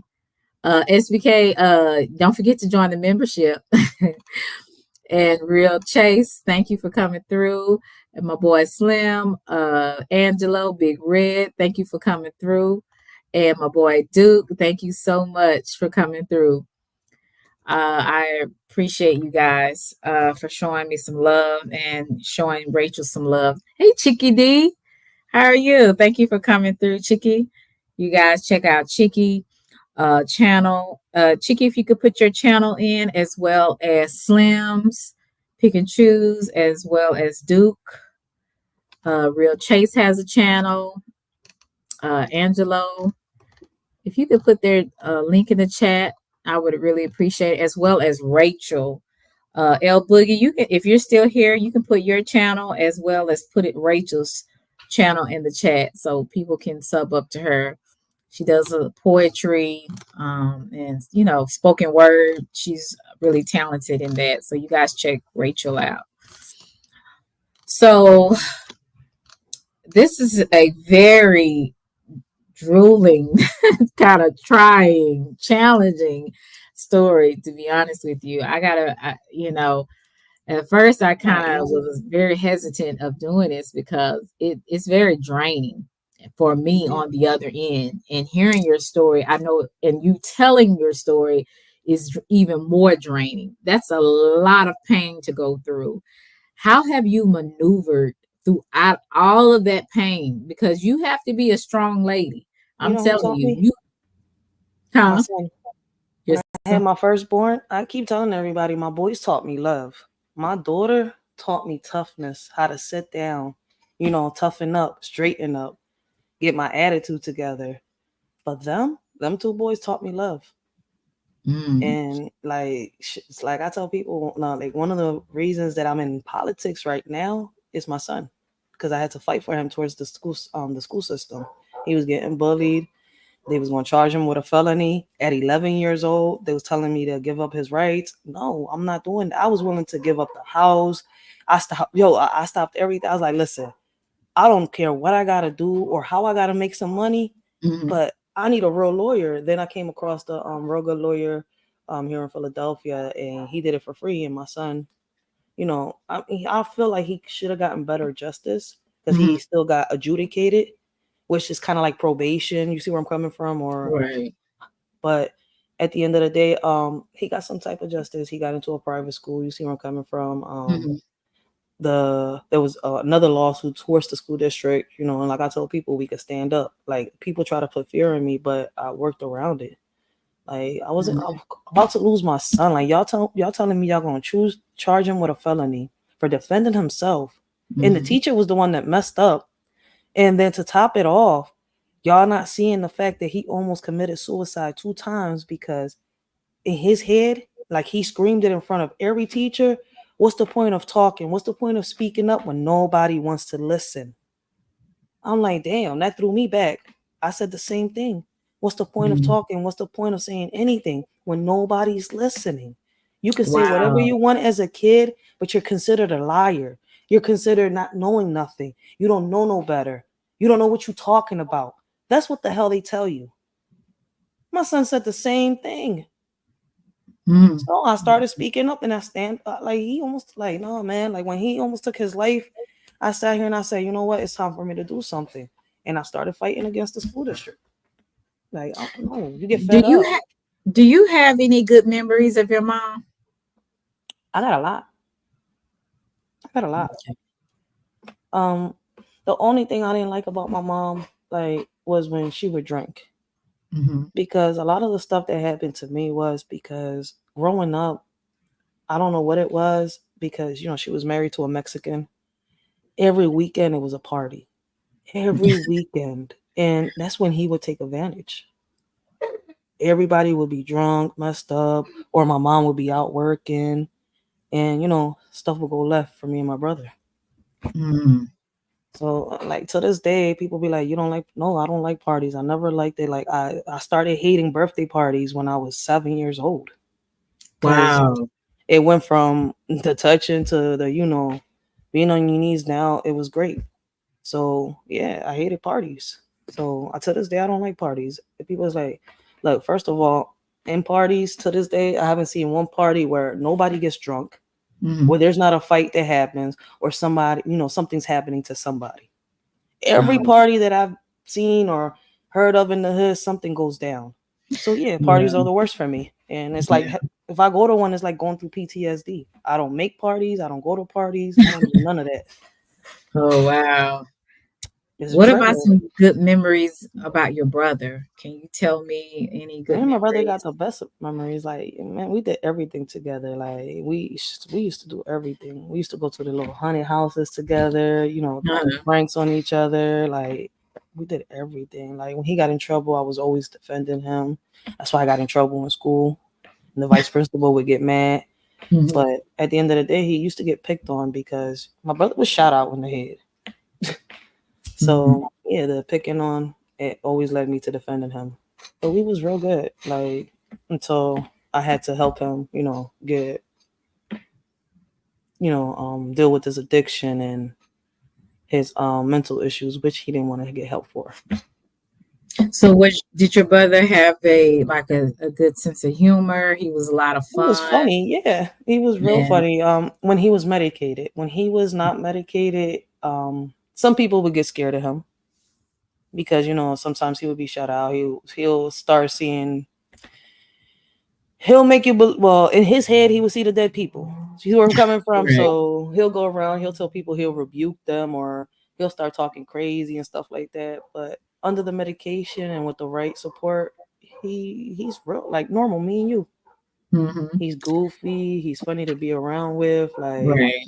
they loved him when he was medicated, but when he would get like that, he get in his bag. People would get scared. So, you're at the age that you are now with three kids, a fiance. Tell me a little bit about how your pain became your purpose.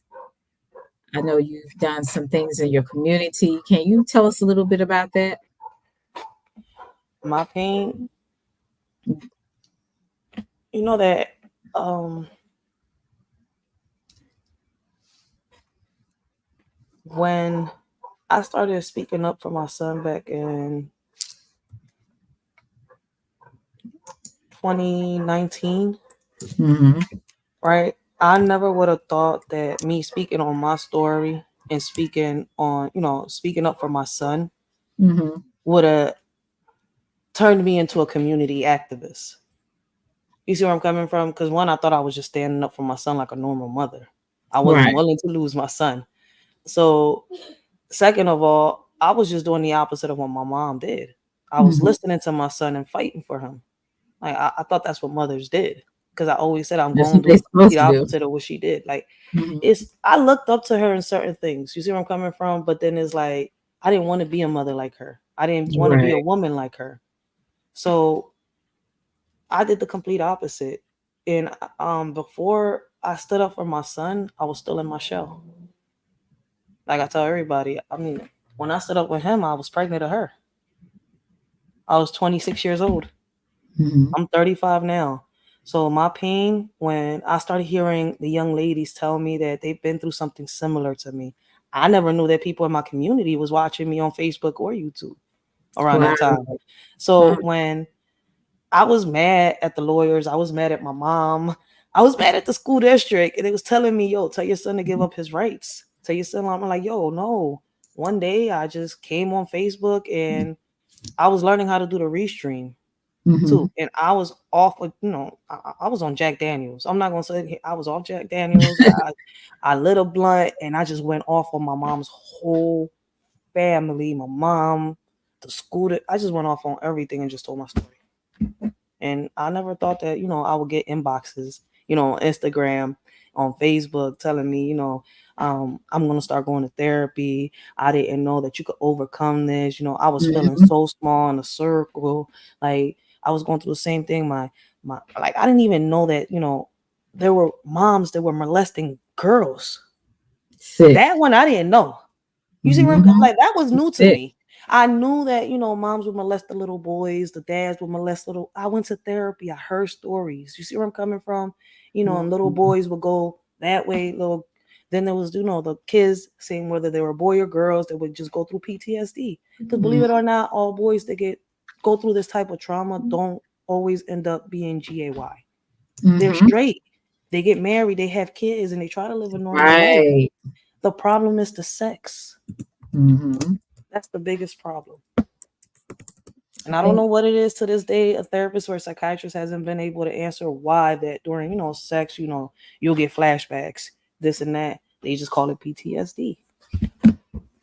Do you think that you've forgiven those people, your mother, your stepfather, or anybody I, else that for, has hurt you, I or forgave your my brother? mom. Mm-hmm. I forgave my mom Mm-hmm. a long time ago. I mean, all I ever wanted from my mom was her love and affection. I gotta tell people that's all I ever Mm-hmm. wanted. Want her to listen. I mean, it's crazy. It took her to be, close to her death to, To realize that. yeah. But Mm-hmm. him, may God forgive him because I can never. I Do mean, you that's all think I can say. that do you think that you can be free without forgiving him, or are you Yeah, because I don't need to be around him. I mean, he's still living? listen, he's still living. He's still walking around. Last I heard, he got together with another female. You see where I'm coming from? That's got kids. And when I exposed him on Facebook, he made his, I guess, he blocked that joint. He blocked me from Facebook and made a whole joint. I didn't even know he was on Facebook. So my Mm, thing is when his John came across my stream and I was like, oh shit, this motherfucker. I'm like, is he doing this to other kids? I got in my bag one day. It was like a trigger, and I just started saying all this shit. This is the man that did this to me. Be careful. You got little girls. Da, da, da, da, da. I just gave a warning. That's it. He's still walking because my mom did the stupid mistake to defend him. Because if he was found mm, guilty, they would have deported him to Mexico. That's why I was right. so pissed at my mom. Like, really though? Now he's out here walking. You didn't need him. You didn't need his money. You didn't need nothing. You didn't need no child support. Hmm. So what the heck was the? And I'm to this day I could never understand it. And I asked her, what was the point? You was an independent woman. You had good jobs, and then you had kids with checks from the damn government. Wow. So my thing is like, you never needed a man. Why keep him around? Did you ever have any unforgiveness towards your brother for taking his life, or did you just say, just I because was he never was mad his at my brother. I was never mad at my brother. I just felt like everything I was doing was in vain. mm, Like that's what it made me feel like. I was like, damn, I worked so hard. I was this close. In 30 days you went missing. And in the 30 to 60 days that we wasn't in contact with you, you're gone. I was like, all you needed to do was see this judge. All the judge needed to do was see how he was acting, how he was talking. And the judge would have put him in the proper place. Because these regular programs out here don't work. He hmm needed real help. He needed to get detoxed first. Then he needed to go into a mental facility. And the only one that could approve that was a judge, unfortunately. Do you feel free? Do I feel free? Hmm. Because sometimes I No, know wait. for How do I for take that me, question? when you don't forgive or you struggle with forgiveness, sometimes you feel a little heavy, like you don't feel you just feel heavy with burdens, like it's like a weight on you. And so I know for me, so when I struggle with forgiveness, I understand it makes me feel like I'm stuck. So that's what I mean. Do Mm, you feel free? I'm free. This man is nowhere near around me. You see where I'm coming from? I haven't But seen I'm him for talking about like years. emotionally. We know physically this man is it has no, he's not attached to you physically, but I'm talking about emotionally, mentally, because you said you still struggle with some of those nightmares, and maybe every now and then when you're intimate with your fiance, sometimes those flashbacks come back. And so that's what I wanted to know, because sometimes unforgiveness can keep us stuck in a place. See, um my thing is though, like, I don't know if I'm gonna ever get rid of that. That's something that's gonna be real hard, like the psychologist said, mhm, because it's kind of like how you control your nightmares. You see where I'm coming from? It's something impossible. So I'm not dealing with medications. I learned how to overcome the situations, deal with them. Like, it's kind of like suppressing them, kind of, in a way. I don't know mhm. if you understand where I'm coming from. Like, You can suppress some things only so far.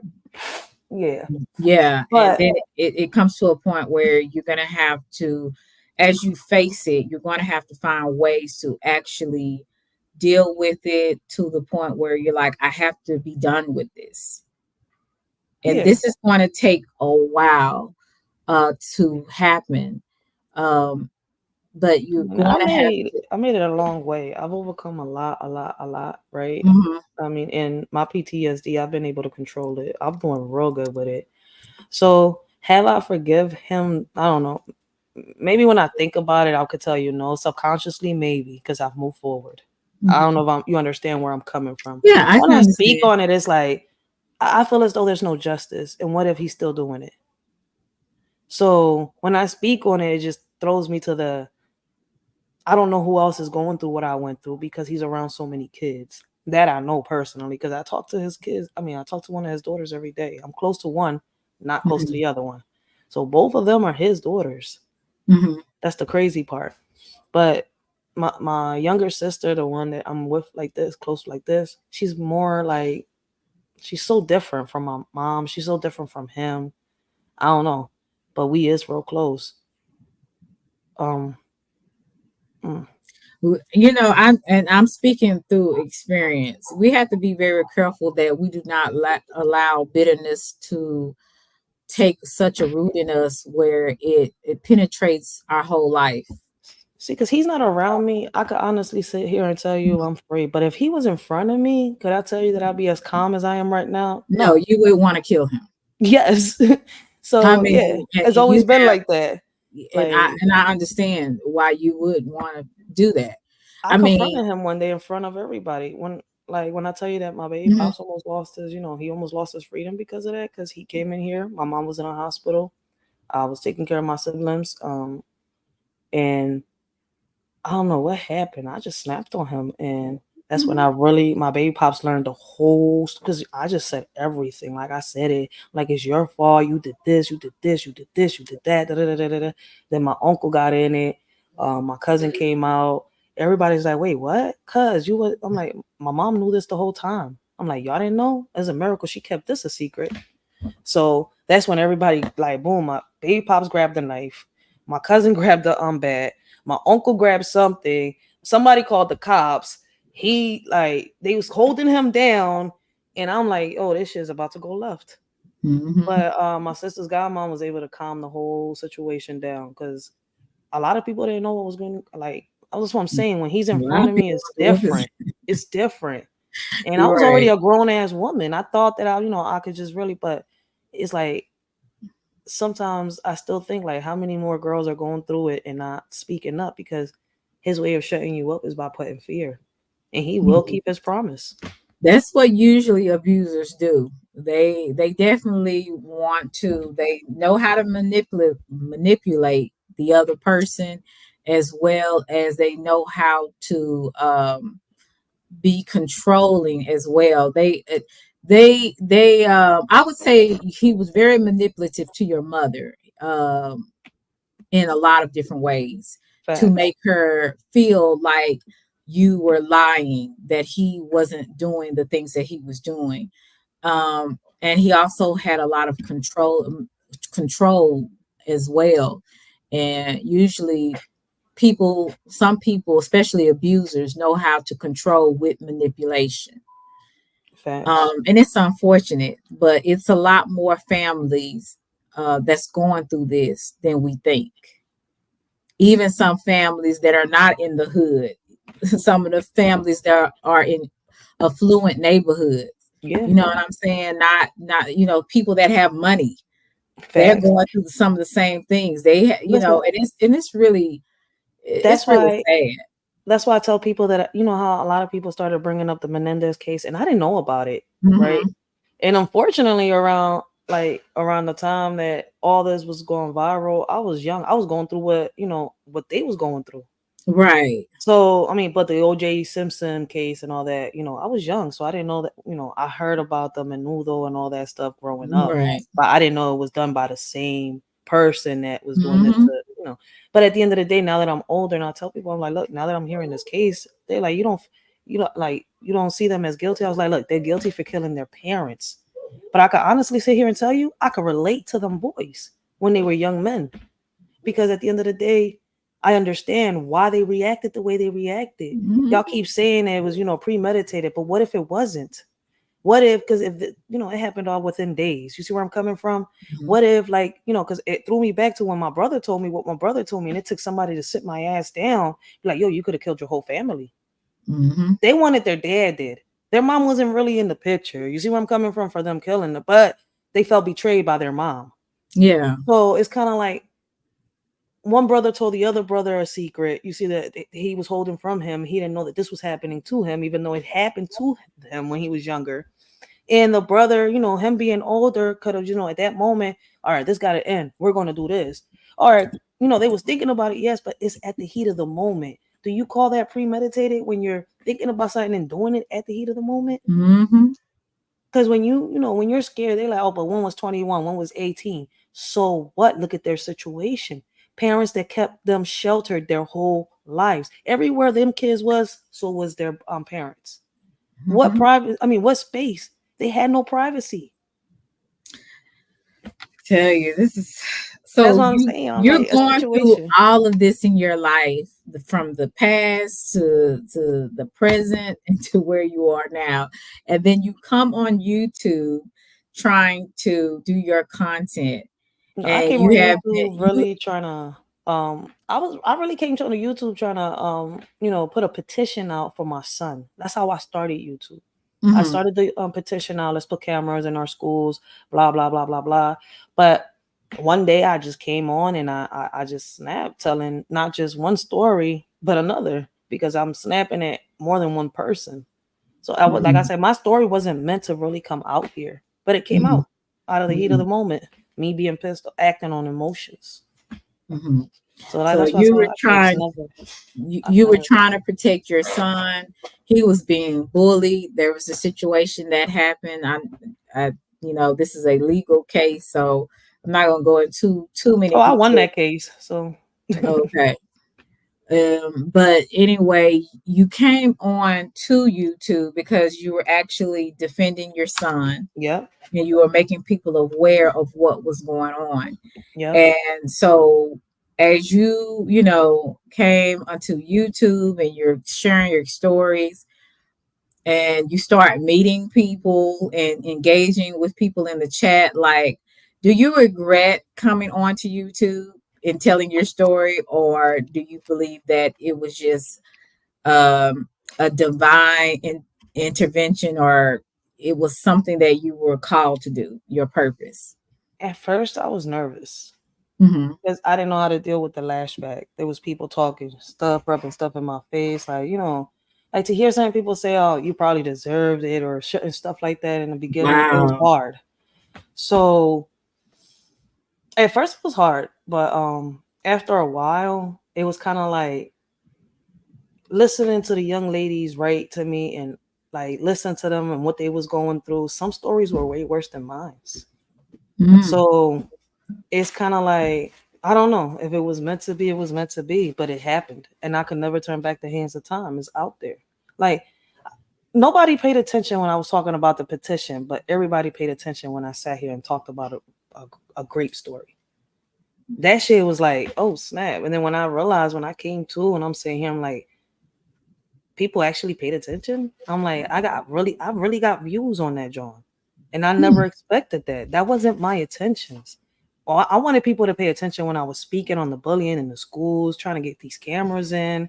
And I'm saying, I'm like, all right, I got 10, 15, 20 views over here, maybe 100 views over here. But you're telling me this one video made it to 30,000 views? I was going to delete it until I saw my inbox on Instagram and Facebook. And I was like, oh shit, y'all was listening. It was different. It hit me different. Like, I don't know. It made me feel different. So I was like, I might as well just keep talking and bringing awareness on it. And I started reacting to videos and started making sex crime videos, like, and started going diving deep into, um, videos, that were put out there from law and crime and, cold cases and stuff like that. And I was like, fuck it, I'm gonna be like Olivia Benson. Let's figure out what's going on and what's happening. Should this person be behind bars? Should this person not be behind bars? See where I'm coming from?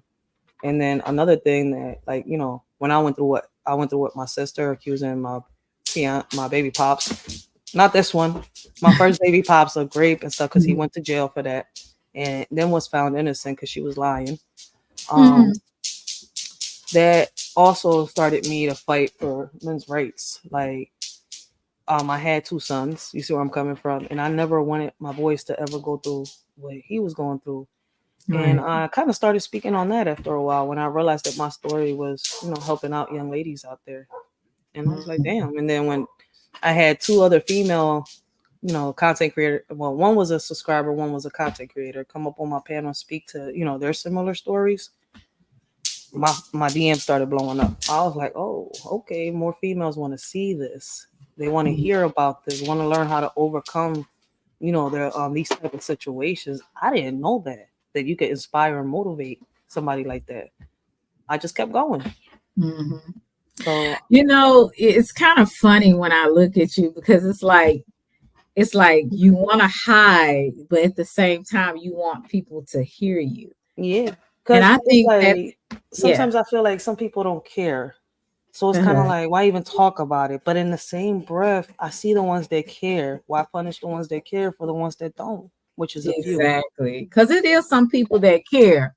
It really is. It's some people that care, and that they've been through something close to what you've been through, or they know somebody that has experienced what you've been Yeah, it's through. a different feeling. Uh, Yeah, right. But I would say, because the world is the way it is, it's so self-centered, it's so selfish. You have so many people that are into just drama, rather than real topics, real stories that maybe that can help someone or help themselves. And I would say most people don't care, yeah, because if it ain't about them or nobody that they know, they don't care. They will, I would say, care more about a celebrity dying rather than a person, um that maybe live in their community. that's a you fact. know And and something that's that unfortunate. I've learned through social media, right? Like Mhm. a lot of us that are survivors, right? There's no safe space for us on social media. There's Mhm. none whatsoever. So Sure like I ain't. tell people, like I don't look for a safe space on social media. I look for a place, to bring awareness. Mhm. And if I'm going to somebody's channel like on yours, that's why I say, look, listen, I've had so many people ask me for like, let me interview you, let me do this, let me, I'm like, no, because my story's not a joke. But I watched Selena and I was like, Selena, let, let me ask you to interview me, right? So that way the Right. interview could be out here and nobody else can ask me. Look, I've been on interviewed already, but let me pick the person, because when it comes to these topics, it's not a joke, it's not a game, Mhm. right? And I respect Selena because I've seen her interviews and she takes her interviews a little serious. So Yeah, yeah. like I said, I Um, have to kind of get myself together sometime because I'm like, okay, no, because see, I know why people want to also do it, and I feel as though like, nah, you're not gonna sit here, and take my kindness for weakness. Because at the end of the right. day, y'all think I'm weak because I've been through this or I've been through that, and y'all notice that I don't react to this or I don't react to that. I'm quiet. It's not, listen, it's not the dog that's not barking you got to be scared of. Now I keep saying I that, mean, but it's people not the don't dog that's believe you. barking you got to be scared of. It's the one that's Right. not I keep barking. I said saying that it, but John people don't backwards. believe you. They really, just because you are to yourself, you're more reserved, you really try to be level headed. They think that, oh, you're not built that way. They think you're weak, But I am. but You see, they just have no idea. if I react on my anger, people don't understand. Like, all right, if you go towards something that I care about, like my kids, I Hmm. can't promise you I'm gonna be nice. So I try to be humble. And I've had people test me, trust me, and it's taken me a minute. I'm not gonna sit here and tell you that 7 years ago, this is the Rachel you would have gotten. Right. Now, since I've had my daughter, it takes a lot. I'm not gonna sit here and lie, because if I'm telling her not to do this, not to be like this, why am I then on social media? You Hmm. see where I'm coming from? Like, I'll be a hypocrite. At the end of the day, it's like it takes. I got a lot of people that care about me, and then I know my daughter looks at this. You see where I'm coming from? Right. And people be like, but I'm like, I talk to my kids about everything. They know about stranger danger. We have the conversations. They ask this, they ask that. Everything they hear in school, they come here and they Mhm. talk to me about it. I'm not gonna sit here and sugarcoat things for them. She's 7, going on 8. My other one's 15, going on 16 next year. So Mhm. why would I sugarcoat anything? They got a question, I'm gonna answer it with the truth. I'm gonna be Right. honest. Hold on, sit down. Can Well, I I tell play? you, What's the? this has Give been me a a second. very interesting So yeah, live. like Well, I want to ask you this question. oh, What I'm would so you sorry. say to a little girl that was just like you, or a teenager that has been experiencing sexual abuse from someone in their household? What would That you say to that little girl or that teenage girl? at times it may seem like, let that go for a sec. At times it may seem like nobody cares when you're speaking up, but there's somebody actually listening, right? And it's going to take time. We can't give in to the pain, we can't react to the emotions. There's always a way out. So when we react to our emotions, right, and we don't take the time to think on how we do certain things, right, whether we're little or we're grown, we're teens. You could be a 7-year-old, a 6-year-old. You see where I'm coming from? It's our emotions. When we react on them, Mhm. is how people gonna perceive us. Because there's little kids, you see where I'm coming from, that say this and say that, and people don't see them as liars. And it's because I don't know if it's the way they're raised or what, right? But put it like this, let me make a long story short, right? Listen, there's always gonna be a person in there that's gonna care enough to sit here and help you. And it may seem like they're not helping you at that moment. But when it comes to these type of cases, like I was told when I was younger, we need to prove, we need to show evidence. Mhm. You see where I'm coming from? And at the end of the day, right, all that pain that we feeling when we're young and we're going through what we're going through, there's going to be a point in time where we're going to be able to, you know, pour all that into something that we're good at, whether it's a hobby, something, you grow up into, like, it doesn't matter what you choose to do when you grow up. For me, I ended up being a community activist. I'm out here, I'm helping the kids. Um, Instead of hurting, right, I learned, right? Instead of hurting other people like the way I'm hurting, I learned that by giving and by helping others, it feels better. Like Mhm. the whole time I was hurting more because at the end of the day, I was doing things I didn't want to do. I was just Mhm. reacting to all of my emotions as a child, as a teen, and as a young adult. Mm-hmm. And the worst thing that we could do in these type of situations is act on that emotion. And I didn't realize it when my therapist was telling me as a kid. But see, if I would have been honest with my therapist as a kid and not reacted on fear, but as a kid, how do you know? See, but I didn't speak to my therapist. My therapist would have helped me out. Mm-hmm. And it's not good to keep it a secret. I know, but it's hard, right? Who you turn to as a kid? I understand a lot of people, but there's someone out there that's willing to listen. Right. Believe it or not, like it's like I know that sometimes, as females, like to me, and I've heard other females say the same thing. It makes you feel dirty. It makes you feel like it's your fault, and then you're trying to figure out why they're doing this to you, not knowing what's happening to you. Mm-hmm. So That's right. these are things you could actually overcome. Like I said, like I What would can't talk for somebody else, but for me, I Mhm. just wish I would have did things a little more different. Mhm. But mostly my emotions, that Your hate, that emotions? yeah. What But would what would you let me ask you this question? What would you say to that young Rachel, the one that's inside of you? Because I don't care what nobody say. If you're a grown person, you still have that little Rachel, that little Selena that's still there. And you learn to grow up, but it's always going to be that inner child within you. What would chill, you say to that little Rachel that's still there? shit. If I was to be able to turn back the hands of time and be able to speak to the younger me, snap, man, I'll tell her not to worry. Right, man. Shit, I wrote this shit down. Hold on. Let me write the right words. You think I'll play it up? You tell her not to worry and what. Damn, I wrote this shit on down. That's crazy how I just want you Selena's to think asking it me on this. top of your head. Just top of your head.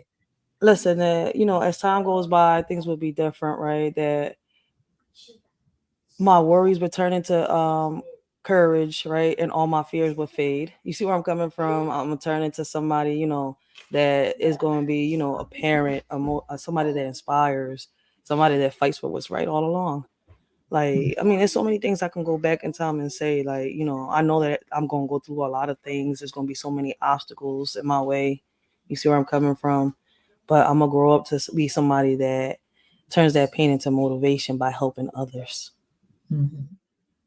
That's fine. Like, What would you say to your mother if you had one more, I would say, one more time to speak with her?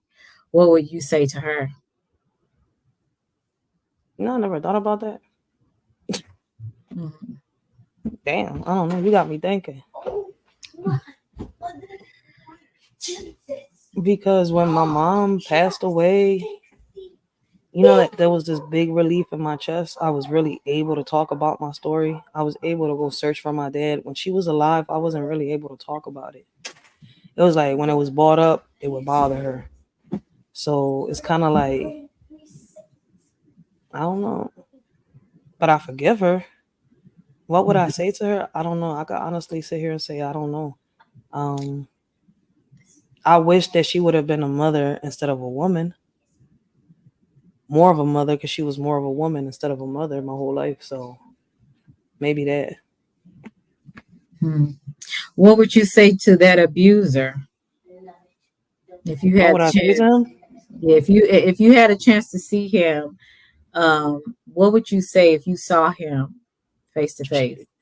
That I'm building a casket for him and hopefully I could bury him 7 feet under. Hmm. I'm dead serious.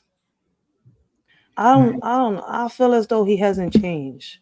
Does he Mhm. deserve forgiveness? I mean, if he does, only God knows. So I'm gonna always say, may God forgive. Why would I say I forgive him, right? If deep down I'm still gonna hate him. When you forgive, you don't feel them type of emotions. So Mhm. I can't honestly sit here and say I forgive him because I don't think I ever did, and I don't think I ever will. What he Mhm. did deserves a punishment, and he never got it. So to me, he deserves to be 7 feet underground with every other predator. Like, there's no curing that. Like, I feel as though he's still doing it, so I can't forgive him. Mhm. Okay. I say, vaya con Dios to my abuser. Yeah, may he be with God, yo, for real, for real.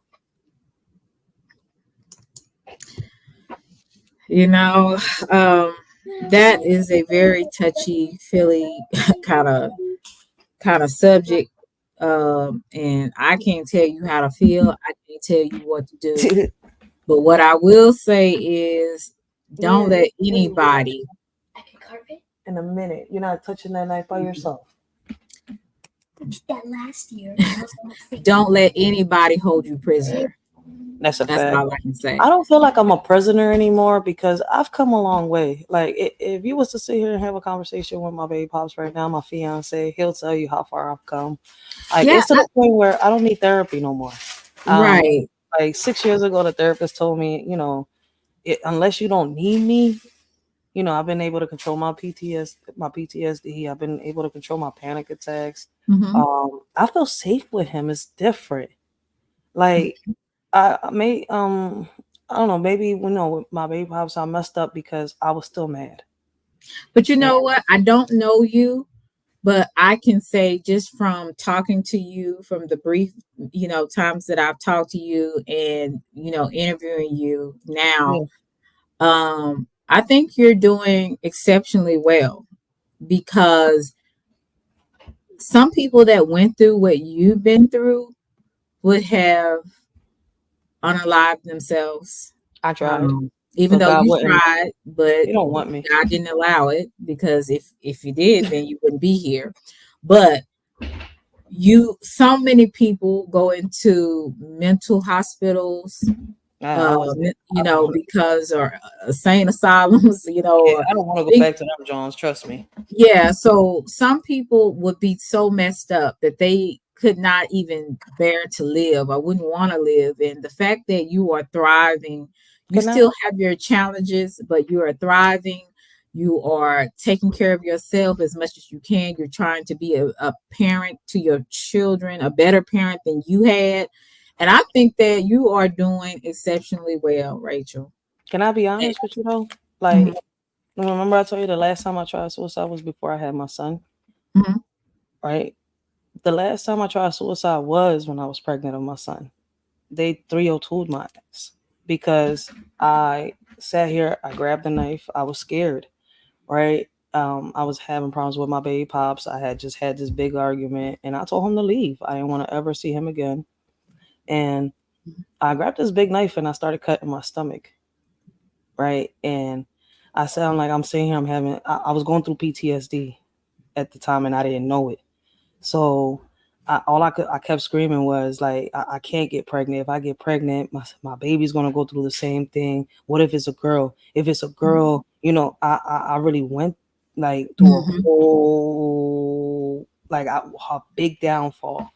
Right, So I went in voluntarily this time, and but when they saw the cuts and everything, it went from being voluntary to mandatory. right. And I didn't know they was gonna do that. But I'm not mad and I don't regret it that I went voluntary because I could have done something more stupider. And y'all gotta realize this was maybe 2, 3 years after they gave me that order of protection. You see where I'm coming from?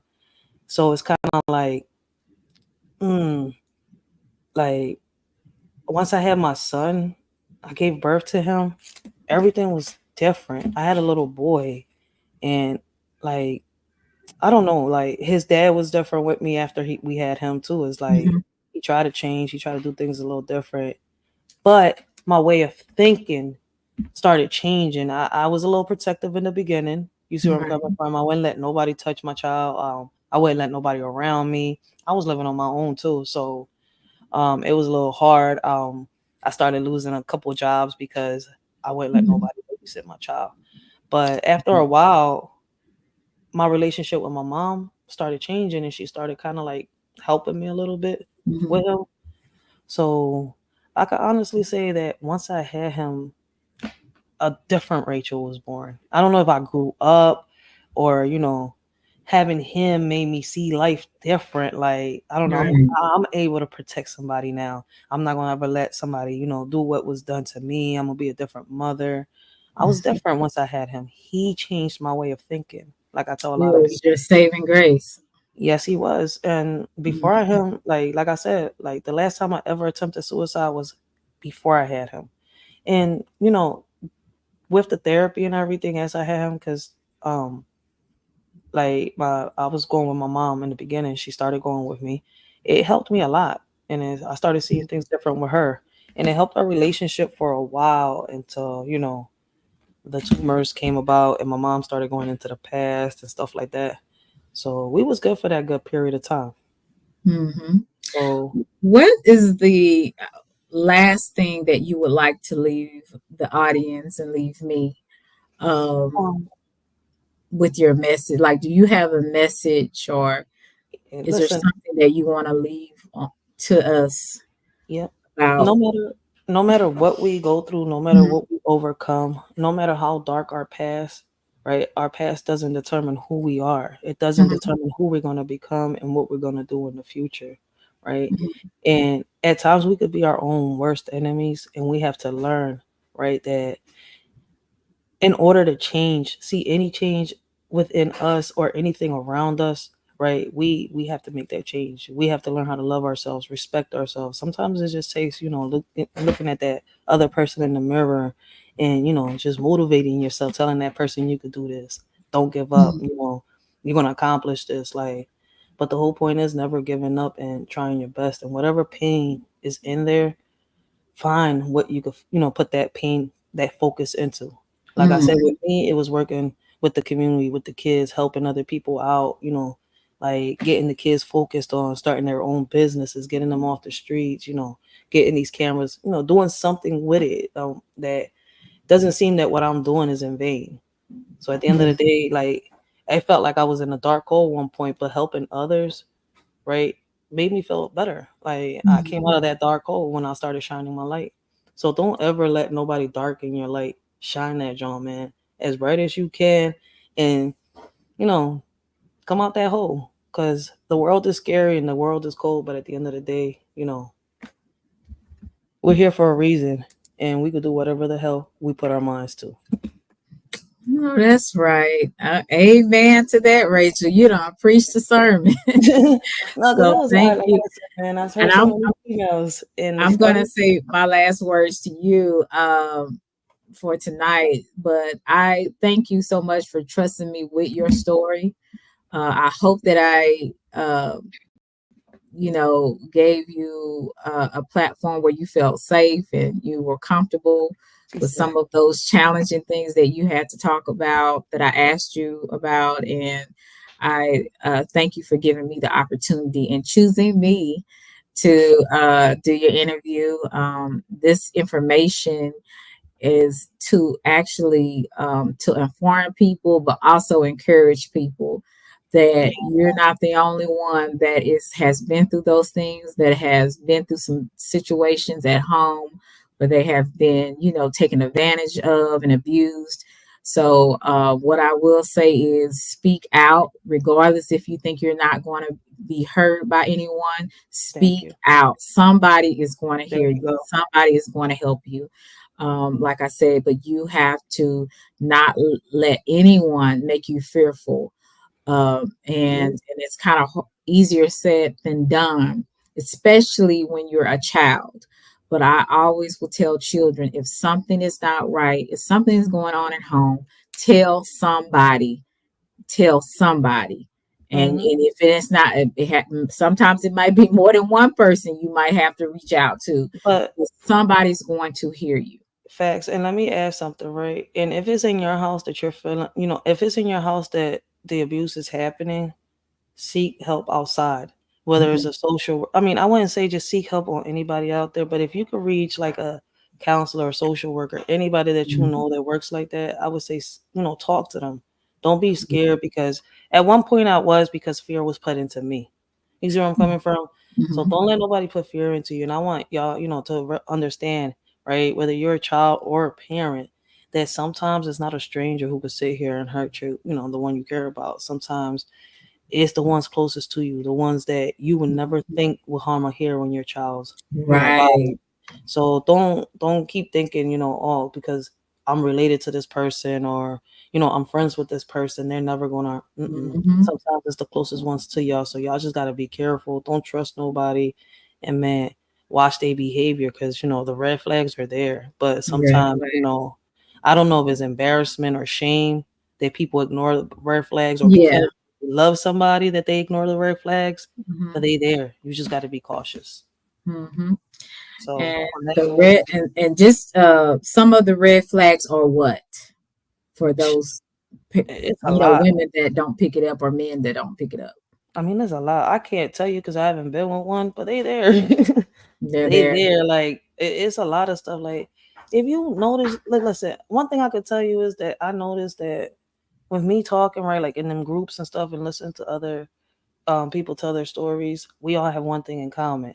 Be careful with the men and the women that are staring at your kids, are real touchy with your kids, are super friendly. Oh, Hmm. how beautiful. Que Hmm. hermosa, trying to, help you out, bathe your kids. You see where I'm coming from? Hmm. Don't just leave your kids alone with anybody. And if you I have know that's right. somebody babysitting your kid, nanny cams, something, because people say I'm tripping, but at the end of the day, I've learned from what happened to me in my past, and I'm not going to let it happen to my kids in the future. I know that's So right. we got to take all precautions to avoid this. And in order to not call a child a liar, if you have issues believing a child, put them cameras up, because Hmm. kids don't automatically lie just because not that big. Something is happening. Y'all got to look at the signs. Because, Hmm.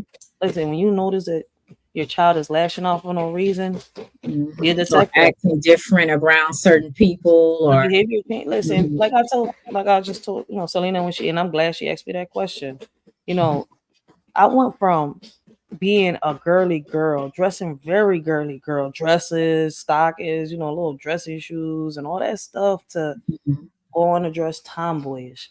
The Mhm. flags are there when your kids change. You should notice it when, as a grown ass man, why is, or a grown woman, why are they behaving certain ways around your Mhm. kids? And then when your kids' Right. behavior changes towards that person, listen, don't just hear them out. Listen, because that's the problem that I've noticed, not just with my story, but with a lot of stories, that Mhm. nobody's listening. And that's the issue that every kid has. And it leads them to commit either suicide or numb themselves with drugs. And I know Selena is not Selena's first time hearing somebody that's go through Mhm. this say this. And I'm just letting y'all know, listen, there's so many ways I can go about this. I did them all. Mhm. Like, so just keyword, listen to them kids. Yo, don't just Yes, ignore them. Don't indeed. call them a liar. Don't do your investigation. Become a detective, because a lot of parents are failing in that. The last question: did you have fun? Did you feel comfortable? Um, Yeah. I mean, is there yeah, because something that you wished I would have asked or didn't ask? How did you feel about that? I was able to talk to you without going into details, and me talking and breaking it down the way I did, I hope you understood it. Yes, I did. Yeah, because I was trying to avoid the details. Right. Details make you cry, details make you hold back, and that's what I avoid. Um, Mhm. I've been there, done that. Like I said, the first time when I went in. So I mean, I got a portion of my live on my YouTube, but I ain't put the whole thing up. So Right, right. Well, but I'm glad that you felt comfortable and I wasn't too invasive to the point where no, it made you see, uncomfortable. where I see people go wrong is when people get disrespectful. You see where I'm coming Mhm. from? It's like certain people get like, I'm sitting here, I'm like, listen, if you don't understand what I'm saying, just say that, right? But don't be rude, don't be disrespectful, or don't say this Right. can't happen, or how is it even? I'm like, that's what I'm saying. I'm like, I'm hoping you understood, because I was Mhm. trying to really avoid just the details. Right. Yeah, And I I went understood around. that. Uh-huh. So So I would like to thank you, Rachel, for coming through, showing me some love, allowing me and trusting me with your back, story. This Randy, was a nothing. this was a challenging, but it was also a very good interview. Yeah, I these really are enjoyed. Uh, conversations that we can have. Where we yeah, go I wrong at really. is when we Mhm. go too deep into these topics. When I don't know Mhm. if you understand. Like that's why I said I like it like this. Other Yeah, people want to go deeper into it, and I'm sitting here like, why? Why yeah. would you want to go deeper into it if I'm telling you it's dark? Like Is no way in hell possible. I go so deep that's into why it, I have that's my why I limits respect you. on how far I'll go and how far I won't, you know, because I don't want to make people feel uncomfortable. It's already a very hard, challenging situation and story to tell. So I definitely don't want to add to the trauma. Let me say something to Randy Johnson. Yeah, facts. Keeping silent. Mhm. Keeping silent doesn't help the kids at all. So I do urge any kid that goes through this type of thing or is going through this, yeah, you speak up, because that's where we go wrong as kids. We think that we cannot speak to nobody, and that's not true. That's not right all the time. There's somebody out there, and if the abuse is in the house, speak to somebody outside. If it's outside, you should feel free to come and speak to your parents or anybody around you. So other than that, yeah, that's our biggest problem as kids. I don't know if it's the fear. I'm not a psychologist. I mean, I've seen one my whole life, but I'm not a psychologist, so I can't sit here and honestly say it's fear that shuts us up. It could be that with a whole bunch of other things. To me, yeah, fear is the number one thing, but I'm not a psychologist, so I can't sit here and tell you, it's fear. Well, thank you so much, Rachel. You are definitely not a victim, but you're a survivor. We can And you overcome. have, yeah, you have encouraged us. You have informed us about some of the warning signs, some of the things that you've been through, and it's going to help somebody. It's going to help somebody, and you've come across, for me just watching you, you seem like you're a great mother. You're into your children. And that's what's important. You know where you've came from, and you're not doing the same cycle that you've been through. You're not doing that. So I'm gonna always applaud you for your strength, your courage, for just telling your story. Because you don't have to do it. So I want to say thank you for your time. I appreciate Thank you you too. for entrusting me. And I really appreciate you. It said it isn't until a victim is older that they understand that they should have told someone, and put your best, what was it? Put your best losing your life trying to tell someone. Facts, and he's not lying. That's why I said that's so true. And anybody going through this, listen, don't just go out. Don't get counseling. Counseling takes you a long way, because you're not going to be able to do this alone. Right. Alone is going to take you a very long path, and in that path, the suicidal thoughts come along. And who's going to help you when them thoughts come along? So I would never suggest for you to take this ride alone. I mean, yeah, I said it right. I would never suggest for you to take this ride alone. I would suggest for you to get some type of counseling, because without it, it's going to be real hard. That's right. Well, I appreciate you, Rachel, for coming through. I appreciate everyone that came through and showed me and Rachel some love today. Please sub up to Rachel. She has great content. She's great at spoken word. Please sub up to her. We have her link in the chat. And for those who are not subbed up to her, but please do, if you are not, show my sister some love and some support, guys. Thank you so much, Rachel. Tell your little girl thank you for being a part of the part of the show, because she was trying to show me she was in the mix, honey. She was all in the camera. So I had you over here, so I was like, nah, because she be nosy. So shout out to baby girl. Okay. Shout out to everyone, your son, your significant other. And we just want to thank you and celebrate Rachel for her strength and her courage for coming on and telling her story. Thank you, guys. You guys have a blessed evening. Thank you, Devon, for coming through. Thank you for subbing up. I appreciate you guys. And please sub up to me, like, share, and subscribe. And I have memberships where I put some videos on memberships. Some days when I'm a little bit ratchet and professional, you might want to check out. But anyway, thank you guys for your support as well, just coming through and showing some love. Thank you for the cash apps or super chats. They are much appreciated. And I appreciate you so much. I love you to Reese's Pieces. I say that because I appreciate you guys for showing the love and support that you have shown me and Rachel tonight. You guys be blessed. Talk to you guys later. Peace. Salina.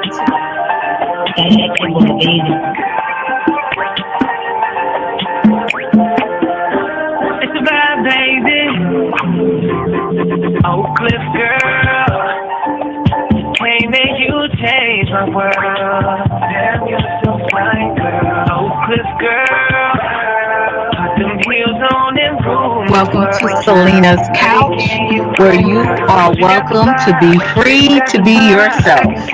So you can lay your head on my couch, on my pillows. We can do whatever we want to do now. I'm in my bag right now, and I got a feeling, babe, yeah. You're gonna be my number one lover. Spend the night making love to each other, with the lights on top of the covers. Just me and you, babe. And I feel like you're my Love you to Reese's Pieces. Get you a word. Nana nana boo boo.